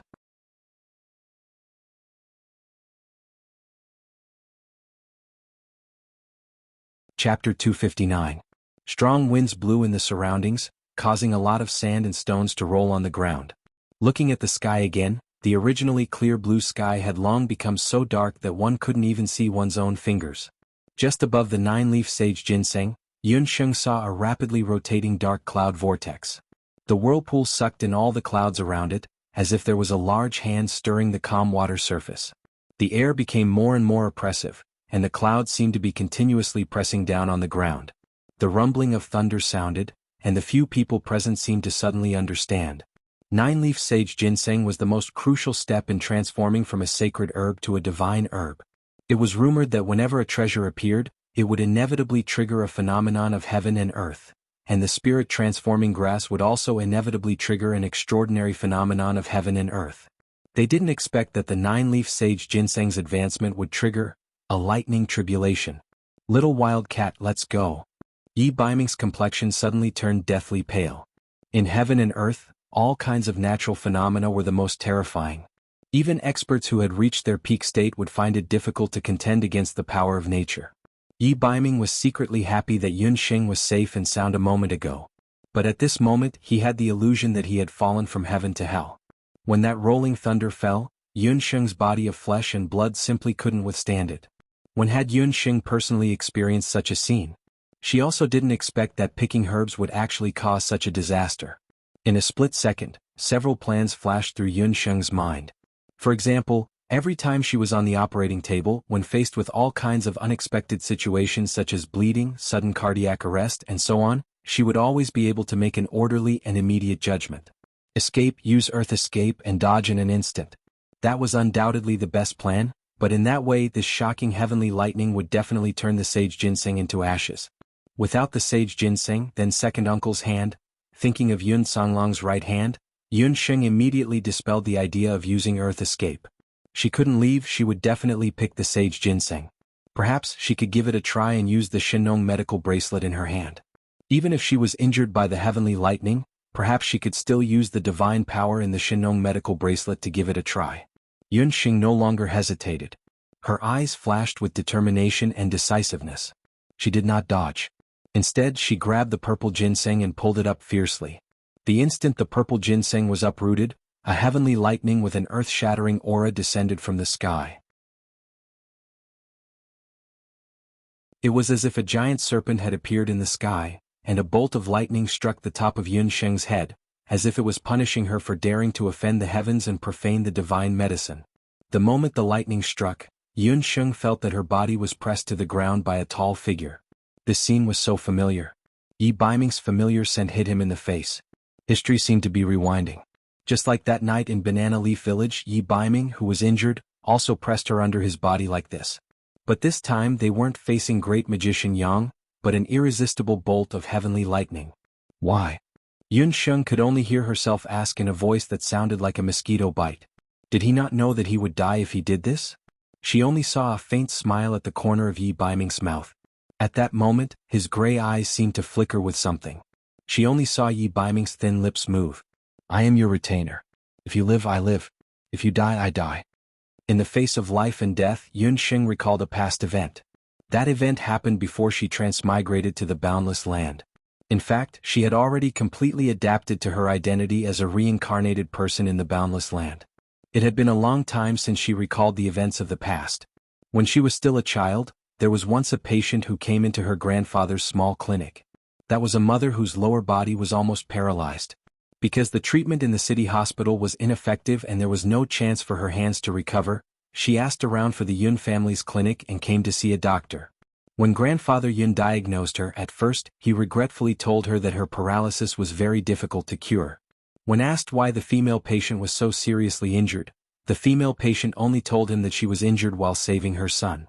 The female patient had a 5-year-old son. One day she left the child alone at home and went out to do something. Before leaving, she reminded the child not to leave the house.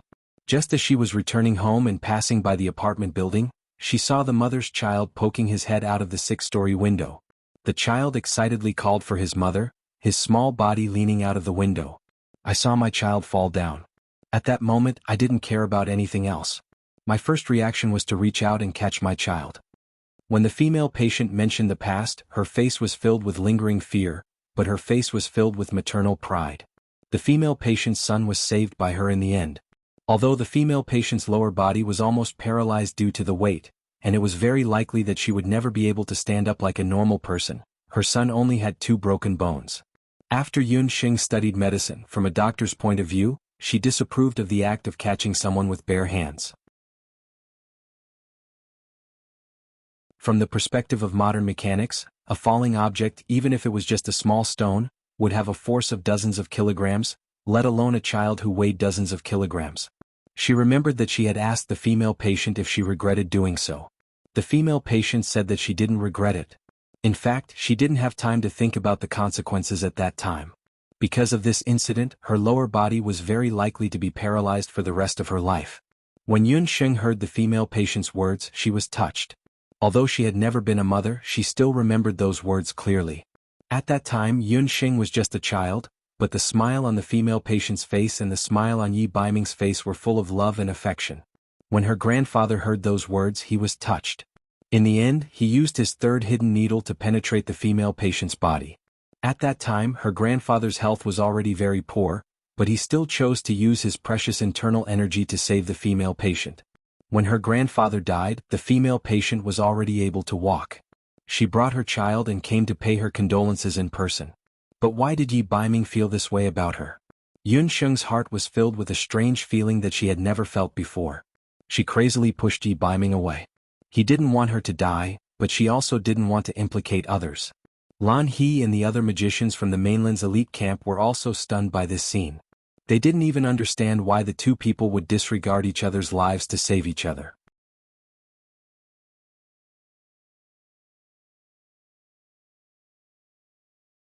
Chapter 260. Just as the heavenly thunder was about to strike, the 5 elemental magic souls in Yun Sheng and Yi Baiming's bodies seemed to be enraged. They emitted a blinding light. That's magic soul resonance. Lan He and the other mages from the elite mage camp suddenly stopped their actions. How could this be? The mentors had mentioned that when mages who practiced both magic and magic had a near 100% compatibility and had almost identical magic souls, it would cause magic soul resonance. In the resonating magic souls, a colorful light rushed out from Yun Sheng and Yi Baiming's bodies. That ray of light formed a colorful magic shield around the 2 of them. The lightning struck the magic shield and shattered it, but the 2 of them were safe and sound. After the lightning struck, the turbulent cloud vortex in the sky quickly disappeared, and the sky returned to its original blue color. The magical beasts around were stunned by this strange scene.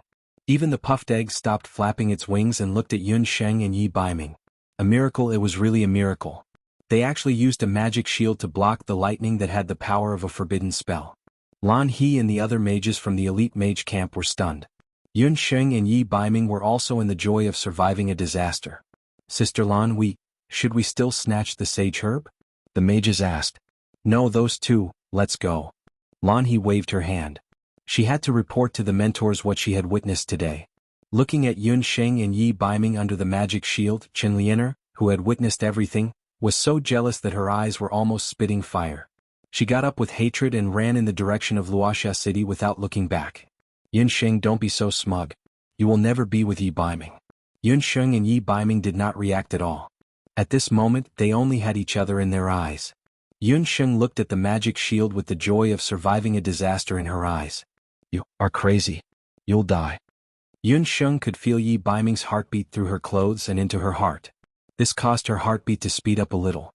Apart from her heartbeat, she also felt that her ears were burning for a while. Could he be having a fever? Even when she was dating Lu Minglang in the past, she had never experienced such a situation. Yi Baiming narrowed his fox-like eyes. If you are attacked, I will block it for you. If you are wronged, I will bear it for you. If someone bullies you, I will help you fight back. My retainer is not just for show. It turned out that having a retainer was not bad. Yi Baiming's heart rippled and his fox-like eyes narrowed. God knows how much he loved to see Yun Sheng bulging like an angry little wild cat. Little wild cat, do you still remember this? Yi Baiming took something out of his chest and placed it in Yun Sheng's palm. Yun Sheng took a closer look and found that it was a tattered wooden tablet. Yi Baiming didn't have any eccentricities, did he? He was the dignified Lord Baiming. Why did he wear a wooden tablet instead of precious jade? This wooden tablet had been mocked by Qing Bai and the others earlier, but Yi Baiming had never explained what the wooden tablet was for. He had always cherished it and carried it with him. Yun Sheng looked at the wooden tablet. After a while, she felt that the wooden tablet was very familiar. She took a closer look.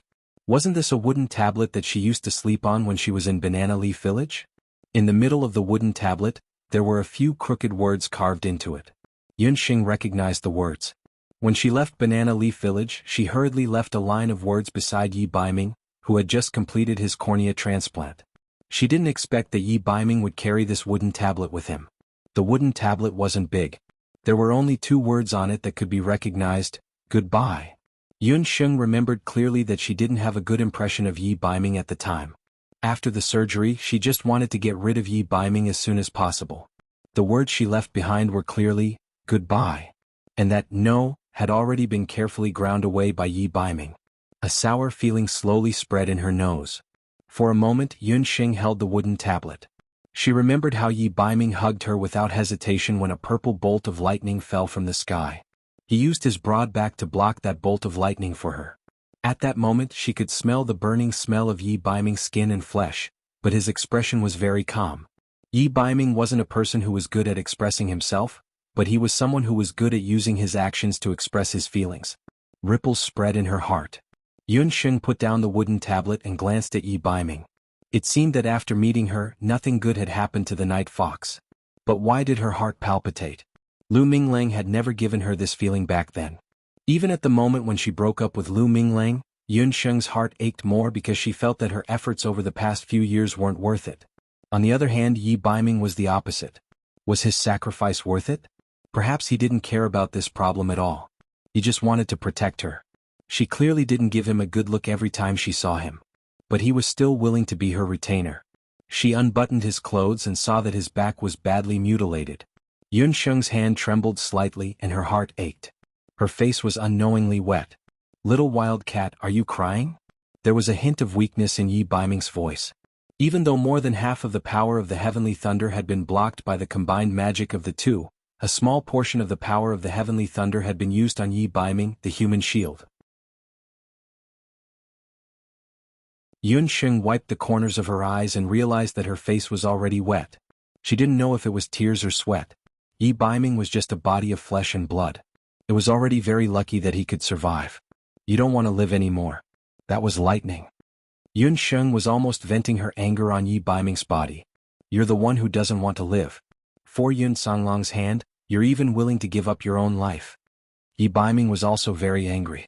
Only the heavens knew that the moment he saw Yunsheng about to be struck by lightning, he had completely lost his ability to think. Yunsheng suddenly put on a fierce face and said fiercely, "You're my retainer, so you're one of my people. In the future you can only bully others, hit others and make others feel wronged. In the future you're not allowed to get injured again." You admit that I'm your retainer?" Yi Baiming was still a little confused. On the mainland he was probably the most sullen retainer. He chased after others but they were unwilling to accept him. But now Yunsheng suddenly admitted that he was her retainer? Seeing the usually sly Yi Baiming's silly look, a mischievous look flashed past Yunsheng's eyes. She suddenly tiptoed and pressed her lips against Yi Baiming's face.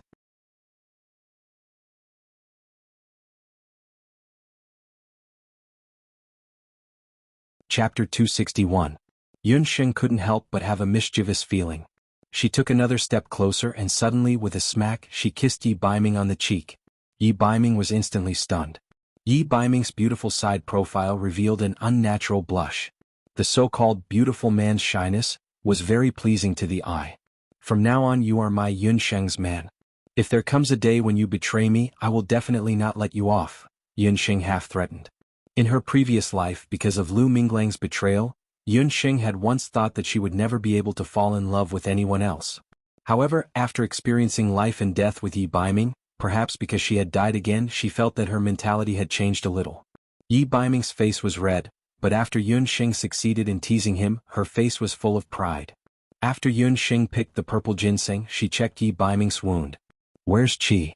Yunsheng couldn't find Qi anywhere. "Hiss, it hurts, this prince can't walk." When Yi Baiming heard Qi's name, he felt a wave of discomfort in his heart. He simply hung most of his body on Yunsheng's body. He couldn't wait for that brat to never appear again. Don't think that he didn't know that brat had feelings for the little wild cat. Anyone who got close to the little wild cat, even if there was the slightest sign of it, he would kill them. It wasn't easy for her to accept him, so he needed to work harder. "So heavy," Yunsheng spat, but she didn't push him away. Yi Baiming was tall and sturdy. If it wasn't for her small body having undergone special training, she would have been crushed to death by him.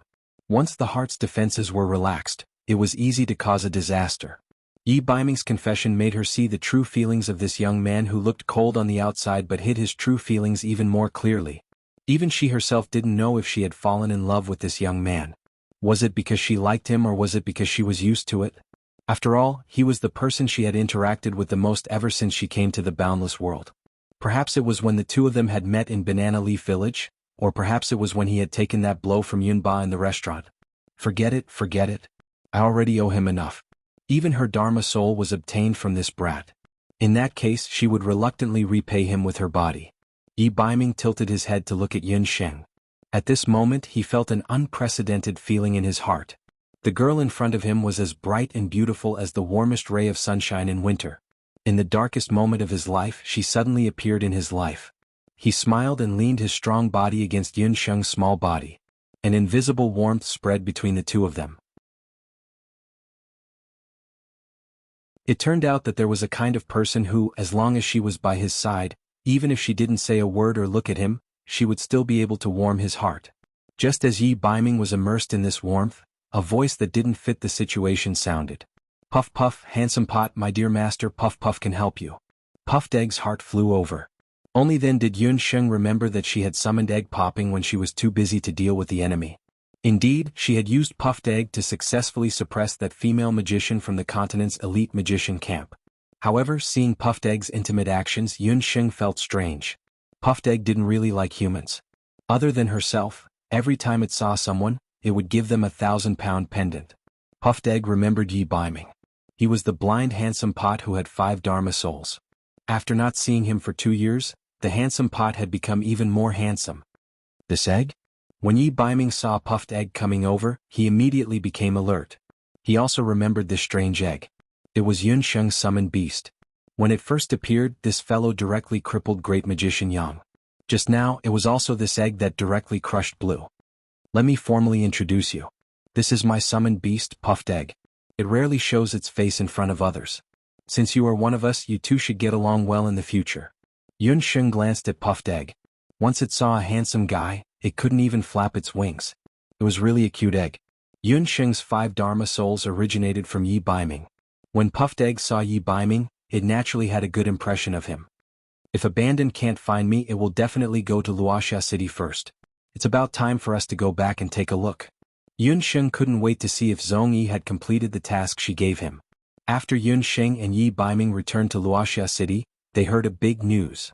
Zhou State's Crown Prince Yi Bailian was thrown down from the sky by a summoner.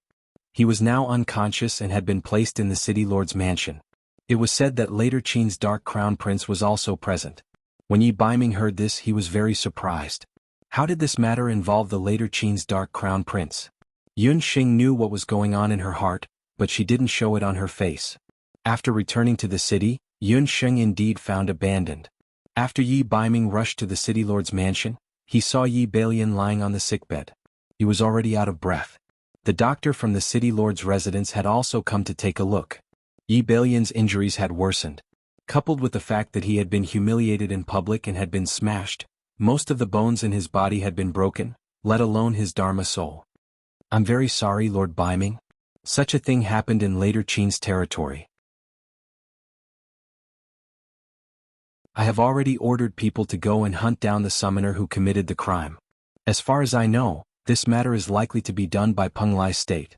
That summoner is a summoner from Penglai. The Dark Crown Prince was indeed a famous person. After being set up by Zhong Yi, he immediately pushed the blame to Penglai State. Everyone knew that 7 out of 10 summoners on the mainland came from Penglai. Although Zhong Yi said that the Dark Crown Prince wanted to assassinate the Crown Prince of Zhou State, the Dark Crown Prince could also say that he framed him. Anyway, this matter happened in later Qin's territory. No matter how powerful Zhou State was, it was beyond their reach. Knowing that the Dark Crown Prince was quibbling, Yi Baiming didn't want to entangle with him. Right now, he still sent the Crown Prince of Zhou State back to his country. There's no time to lose. The Crown Prince is seriously injured. In order to prevent any more accidents, I will immediately send him back to Yujing. Zhou State will investigate the ins and outs of this matter thoroughly. Yi Baiming didn't point out the Dark Crown Prince's plot. He prepared the carriage and luggage that day and rushed to Zhou State without stopping. Everyone came and went in a hurry. After they left Wuxia City, Yi Baiming suddenly remembered that there was still one person missing from the team. Where did Chen Lianer go? Everyone finally remembered that there was someone called Chen Lianer. After leaving Wuxia wetland in a fit of anger, Chen Lianer never appeared. It was just that the team was halfway there, so they couldn't turn back to look for Chen Lianer's whereabouts. Yi Baiming could only send 2 guards back to Wuxia City to look for Chen Lianer. Thank you Purple Bellflower, Snow Dance, Northern Feather, Burnt Fur and Big Blue Drop for tips. Are you excited? The wild cat and fox's relationship has sublimated. They laughed with their hands on their hips.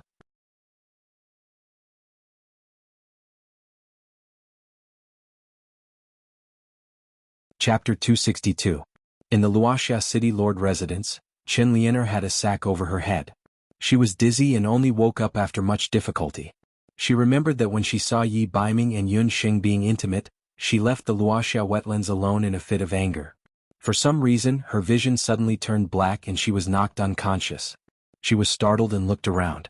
The surrounding decorations were quite exquisite. It was obvious that this was the courtyard of a wealthy family. Chen Lianer was only 12 or 13 years old after all. She didn't have a magic scepter and was alone. Her heart was beating like a drum. You've already caught him? A deep male voice sounded from outside.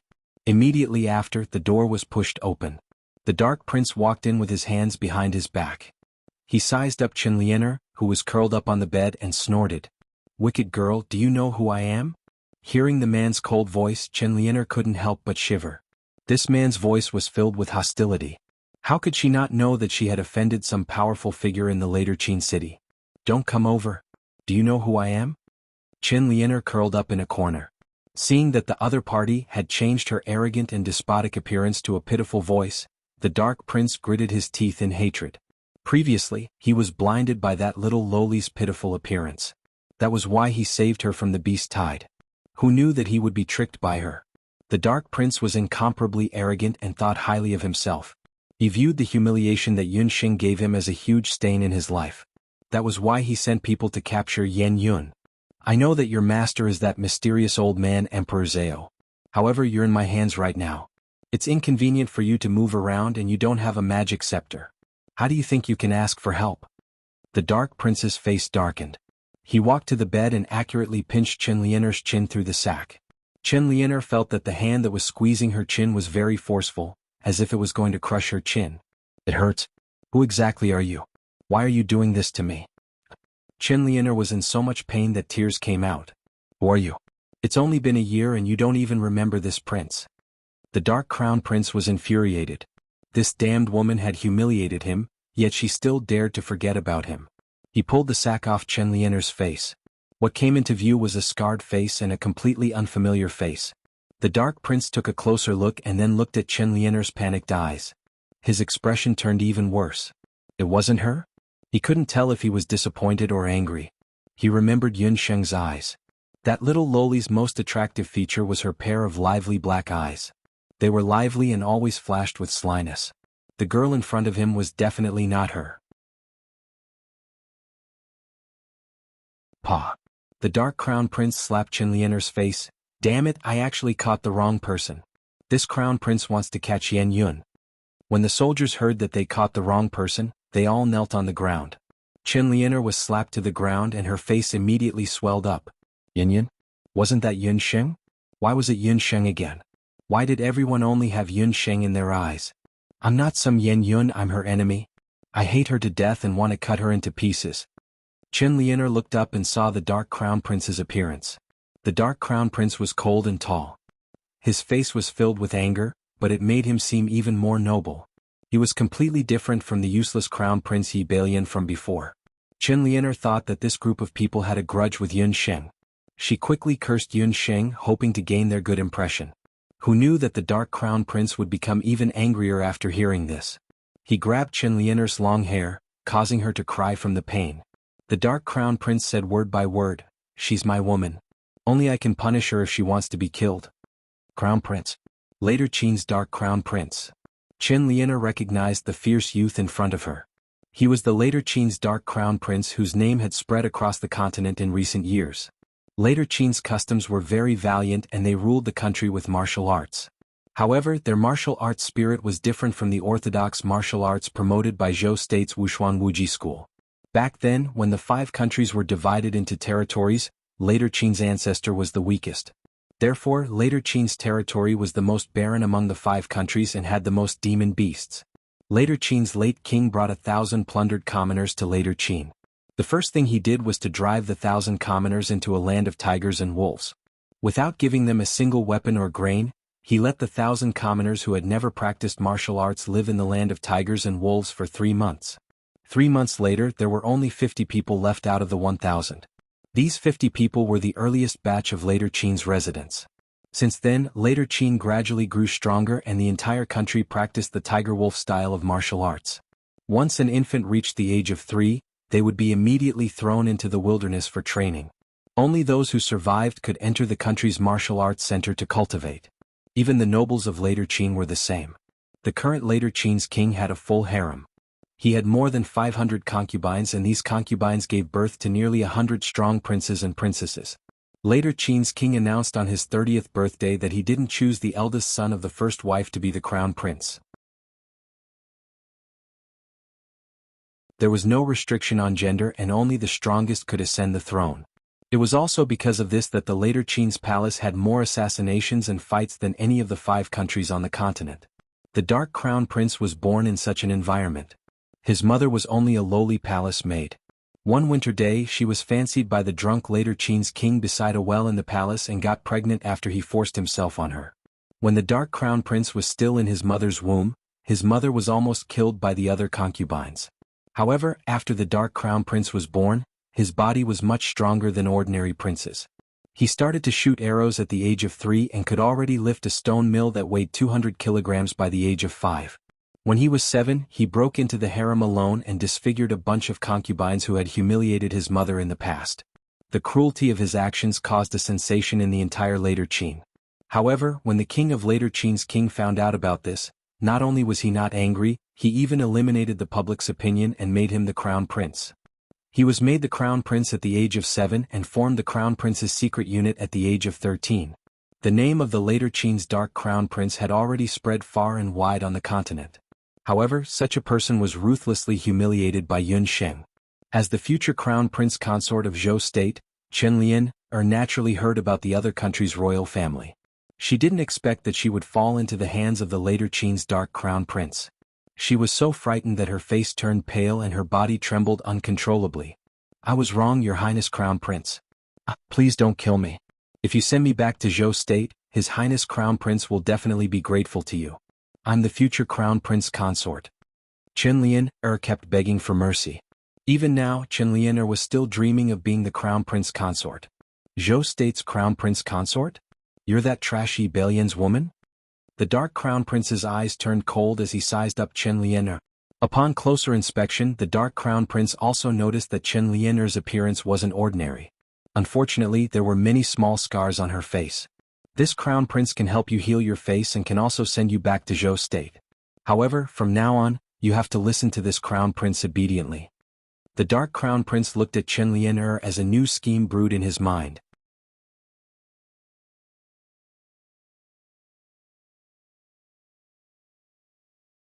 Chapter 263. A few days later, Yun Sheng and Yi Baiming returned to the Jade capital. Yi Baiming escorted Yi Balian back to the palace alone. After Yun Sheng settled down the heaven hunting troop, she was a little worried about Yi Baiming's trip to the palace. Even if Yi Baiming didn't say anything, she could feel that the crown prince's serious injuries might implicate Yi Baiming. At this moment, Jiyu was visiting the Medicine Emperor's pavilions when Daiguoshu and Jade Essence City. The two of them were busy people who had been famous on the continent for decades. Although one of them specialized in medicine and the other was obsessed with the refinement of magic potions, they were still bosom buddies. Medicine Daiguoshu had just finished refining his pills in seclusion when Elder Si Ming came to visit. Jiyu, your nose is really long. My pills have just been refined and you're already here. Hearing Qi Fengfei's words, when Daiguoshu laughed loudly. Haha, when Qingfeng, you old man. Since you've refined a supreme grade pill, I naturally have to come to congratulate you. A man in green walked in with Xiao Wenshu. When Qingfeng and Jiyu were close to 70 years old. However, because of their maintenance, their faces were still as youthful as before. There wasn't even a wrinkle on their faces. However, compared to Jiyu, when Qingfeng's black-haired Rumo looked to be in his 30s. On the other hand, Jiyu didn't look old, but his white hair made him look like an old man. The reason why Jiyu had white hair was because of his ability to predict the future. As Elder Si Ming of the Boundless Lands Dharma Temple, Jiyu could observe the moon and the stars. His eyes could see through the secrets of heaven. However, he couldn't go against heaven's will. He revealed too many secrets of heaven and his hair turned white when he was young. When Qingfeng reminded him many times about this, but he couldn't help but go against heaven's will. That must be Wenshu. You're really as talented as the rumors say. Your magic cultivation has already reached the sky realm, right? Although when Qingfeng and Jiyu were good friends, both of them were giants. They only met once in 5 to 6 years. Many thanks for your praise, great national hand. After not seeing him for over a year, Xiao Wenshu was still that flawless youth. Don't tell me that the head of the temple and the young master of the temple are here to appraise my new pill. When Daosha was not a stupid person. Although his relationship with Jiyu wasn't bad, the two of them were still ancient healers and demonic apothecaries.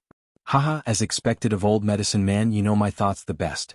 Today, other than to see you and settle some matters of the royal family, I also have something to ask you. Elder Si Ming ordered Xiao Wenshu to take out a bottle of magic potion. This is. Although De Guichot was a doctor, he still had some knowledge about magic medicine. The bottle in Xiao Wenshu's hand was a new type of medicine.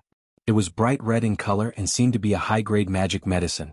However, there wasn't much of it left. There was only about 1/5 of it left. I'm here precisely for this bottle of medicine.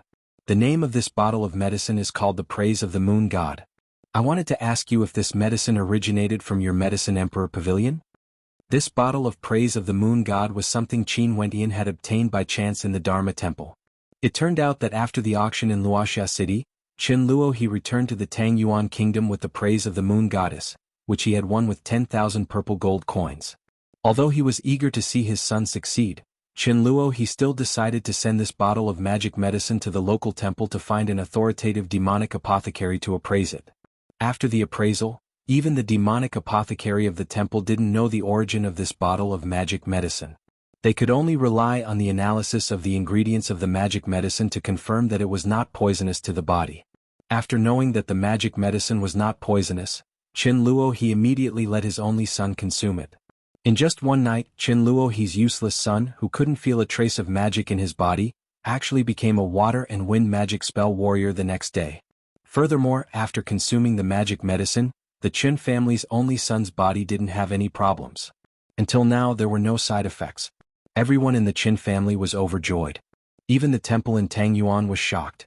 This kind of magic medicine was beyond the understanding of the temple's demonic apothecaries. Fortunately, the Qin family didn't use up all of this bottle of magic medicine.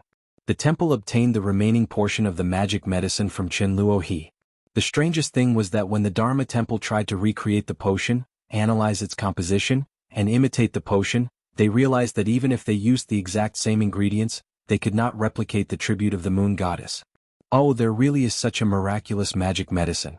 It seems that another genius demonic apothecary has appeared on the continent. Wenda Guosho's tone carried a hint of ridicule. A demonic apothecary who could make Jiyu suffer, just thinking about it made him feel good. Old man, don't be so proud. This magic medicine isn't as simple as a magic medicine. We have also tested it. This magic medicine is also useful for martial artists. It can greatly increase the effects of martial artists' meditation. That's why I came to ask you. Did the Medicine Emperor Pavilion refine this magic medicine? After the people in Tang Yuan's temple reported this situation to the temple, Jiyu also investigated this magic medicine. However, even he couldn't tell what method was used to refine this magic medicine. He carefully asked around and found out that this magic medicine came from the Everlasting Chamber of Commerce's auction. It was a pity that the Everlasting Chamber of Commerce kept the identity and origin of the auctioneer a secret. Even with the temple's pressure, they only revealed the name of the small Ci Entong.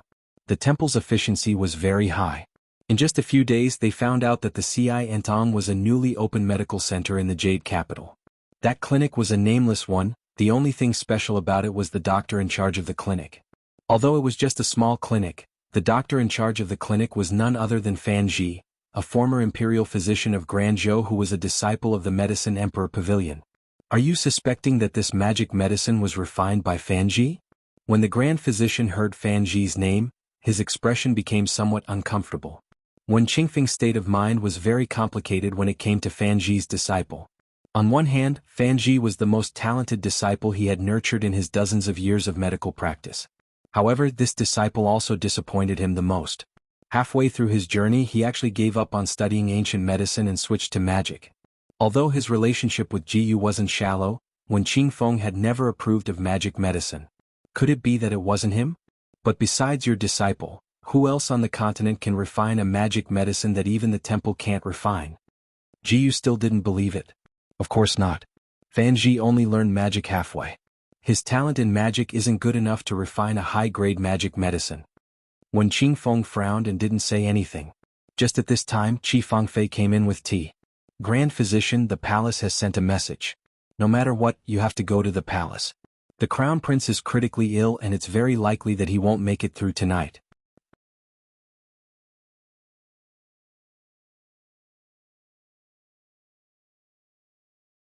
Chapter 264. What's wrong? The Crown Prince's injuries haven't healed yet? Didn't I tell them to look for the 6-leaf purple ginseng? When I went to Wuxia city to treat the city lord's mother, there was a high-quality 6-leaf purple ginseng in the city lord's residence. When Daiguoshu didn't have a good impression of the imperial family of Zhou state. However, he still secretly ordered Qi Fangfei to spread the news and tell Elder Chen that there was a purple ginseng in Wuxia city. In the end, the news was passed to the Crown Prince through Chen Lianer. When Empress Li was still alive, when Daiguoshu had a good relationship with the knowledgeable Empress Li. Unfortunately, he didn't have a way to treat the blind Crown Prince that Empress Li gave birth to. He felt guilty and distanced himself from Empress Li. Last time, Elder Qin ordered people to invite Daiguoshu to ask about the method to treat the Dharma soul. When Daiguoshu heard that it was to treat the Dharma soul, he was even more lazy to treat it. He only told Qi Fangfei to let the Crown Prince and the others go to Wuxia city for help. Who knew that the Crown Prince actually went to the Wuxia wetland to collect purple ginseng? News just came from the palace. The Crown Prince is critically ill and dying. The Empress is furious. She said that if Daiguoshu doesn't find a way to treat the Crown Prince's injuries, she will close down our Medicine Emperor Pavilion. Qi Fangfei was also a bit anxious. Although she didn't know the ins and outs of the matter, the crown prince's life was already taken by her master's medicinal pill. Why did his condition worsen after he came back from Wuxia city? Even the medicinal pill I gave him can't save his life? When Daguosh's expression changed slightly. His medicinal pill wasn't an ordinary medicinal pill. He used hundreds of precious and even a sacred medicinal herb to refine it. It could even bring someone back to life. If the crown prince couldn't be saved, then even if he rushed to the palace now, it would be too late. Old man Wen, don't be anxious. Actually, the two of us came here today because of the disaster in the palace. It turned out that Jianghu had been observing the stars for the past few days and found that the Emperor's star, which represented the great Zhou dynasty, was somewhat dim. After calculating that the royal family of Zhou state might face a calamity, he rushed over with Xiao Wenshu in order to help the royal family of Zhou state survive this calamity. The existence of the Dharma temple was originally meant to keep the 5 nations and 1 capital in check. The previous arbiters of the Dharma temple were all above the imperial family and served the imperial family at the same time. When Qingfeng and Jianghu were good friends, but he had always disagreed with his old friend's insistence. Old man Ji, don't tell me you're going to do it yourself? Have you forgotten what you said before? After Empress Li's death, you once said that you would no longer interfere in the affairs of the royal families of the various countries. When speaking of Empress Li, Yao de Guizhou was somewhat dissatisfied. Empress Li was one of the rare women he had met in his life. But back then, Jianghu had insisted that Empress Li was a demoness who would bring disaster to the nation. Even the previous crown prince, whom Empress Li had given birth to, had been judged by Jianghu to be a scourge. Back then, the Emperor of Zhou state had treated Empress Li coldly because of this. This had indirectly led to Empress Li's madness and the crown prince's imprisonment in the cold palace. The demon fetus brings disaster to the world. The rise of Lord Baiming is already a bad omen. Wenshu, go to the palace and take a look. The crown prince of Zhou state's fate is not over yet. Help him this once. Jianghu flicked his sleeves and ordered Xiao Wenshu to enter the palace immediately. Xiao Wenshu obeyed and left with his head lowered.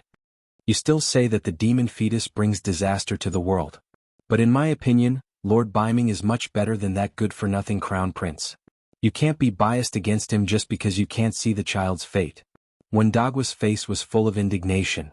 He had personally witnessed the birth of that child. The two of them unknowingly recalled the secret news from the palace decades ago. Back then, after the Emperor of Zhou state was made the crown prince, he couldn't wait to marry his concubine Madame Qi. Although Madame Li was furious, she took care of Madame Qi in front of others for the sake of the big picture. Madame Qi was pregnant for 10 months and gave birth to Yi Balian. Half a year later, the crown princess Madame Li gave birth to Yi Baiming. When Yi Baiming was born, he was a child carved from jade. Even Yi Qingtian was overjoyed. But after a few days he realized that Yi Baiming was blind. Thus, Yi Qingtian gradually neglected the mother and son pair. After another year of service, the previous emperor of Zhou state passed away. Crown Prince Yi Qingtian finally ascended to the throne of the great Zhou emperor. Madame Li was also conferred the title of Empress. Her son Yi Baiming was also conferred the title of Crown Prince. Madame Qi was conferred the title of Imperial Consort. Due to Yi Baiming's size, the officials in the court had some objections to the position of Crown Prince. However, Madame Li had her way and eliminated the objections. In the end, Yi Baiming became the Crown Prince. When Crown Prince Yi Baiming was 5 years old, Empress Madame Li was discovered to be using dark magic in the palace. When the Emperor of Zhou state found out, he was furious. He banished Madame Li to the Forbidden Palace and stripped her of her position as Empress. After that day, Madame Li had a mental breakdown. She became so crazy that she couldn't even recognize Yi Baiming. Yi Baiming was then handed over to Imperial Consort Qi to raise. One day, when Imperial Consort Qi woke up, she realized that Crown Prince Yi Baiming was missing. She hurriedly sent a palace maid to search for him. However, she realized that Yi Baiming was in the palace of the deposed Empress Li. When she was found, Madame Li was already dead. And the one who killed her was Yi Baiming, who was holding a dagger. It was widely rumored in the palace that Empress Li secretly learned dark magic in order to fight for the throne. When she was pregnant with Yi Baiming, it was also because of the backlash of dark magic that Yi Baiming was born blind. Yi Baiming's body also had a portion of dark elements.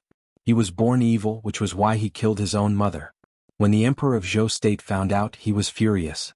He ordered people to lock Yi Baiming in the cold palace. In the name of recuperating, he set up a large number of magic restrictions outside the cold palace. The whole story was as such. If he wasn't a demon, why would he do such a disobedient thing as killing his mother with his own hands? Jiu's face was filled with anger. The rightful ruler of Zhou state must be Yi Balian. In the imperial court, Yi Baiming knelt on the ground.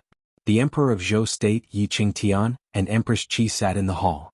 Empress Qi had been a mother for many years, but because she took good care of herself, she still looked like a beautiful woman in her early 30s.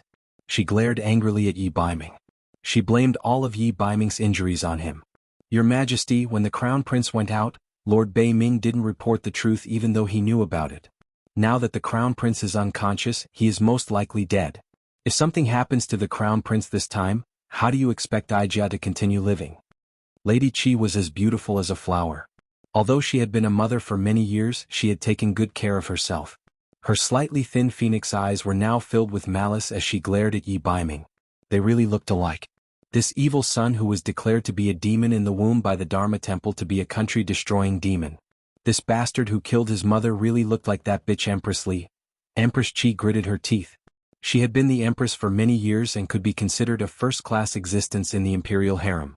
However, it was Empress Li, that woman who still lingered after her death, who had once forced her to bow and beg, who had once made her a concubine. Seeing Yi Baiming, Empress Qi couldn't help but think of the time when she was forced to be a concubine. The crown prince was in such a state, but Yi Baiming was completely unharmed. At this moment she wanted nothing more than to skin Yi Baiming alive and torture him to death. Her son had suffered so much she would definitely make him pay back in double. You're tuning in to the Han Li's Wuxia Adventures YouTube channel. We're so grateful for your support, and don't forget to subscribe to join us on this incredible journey through captivating stories. Your generosity through donations truly makes a world of difference, as it's the primary source of revenue that allows me to expand and enhance this channel for you.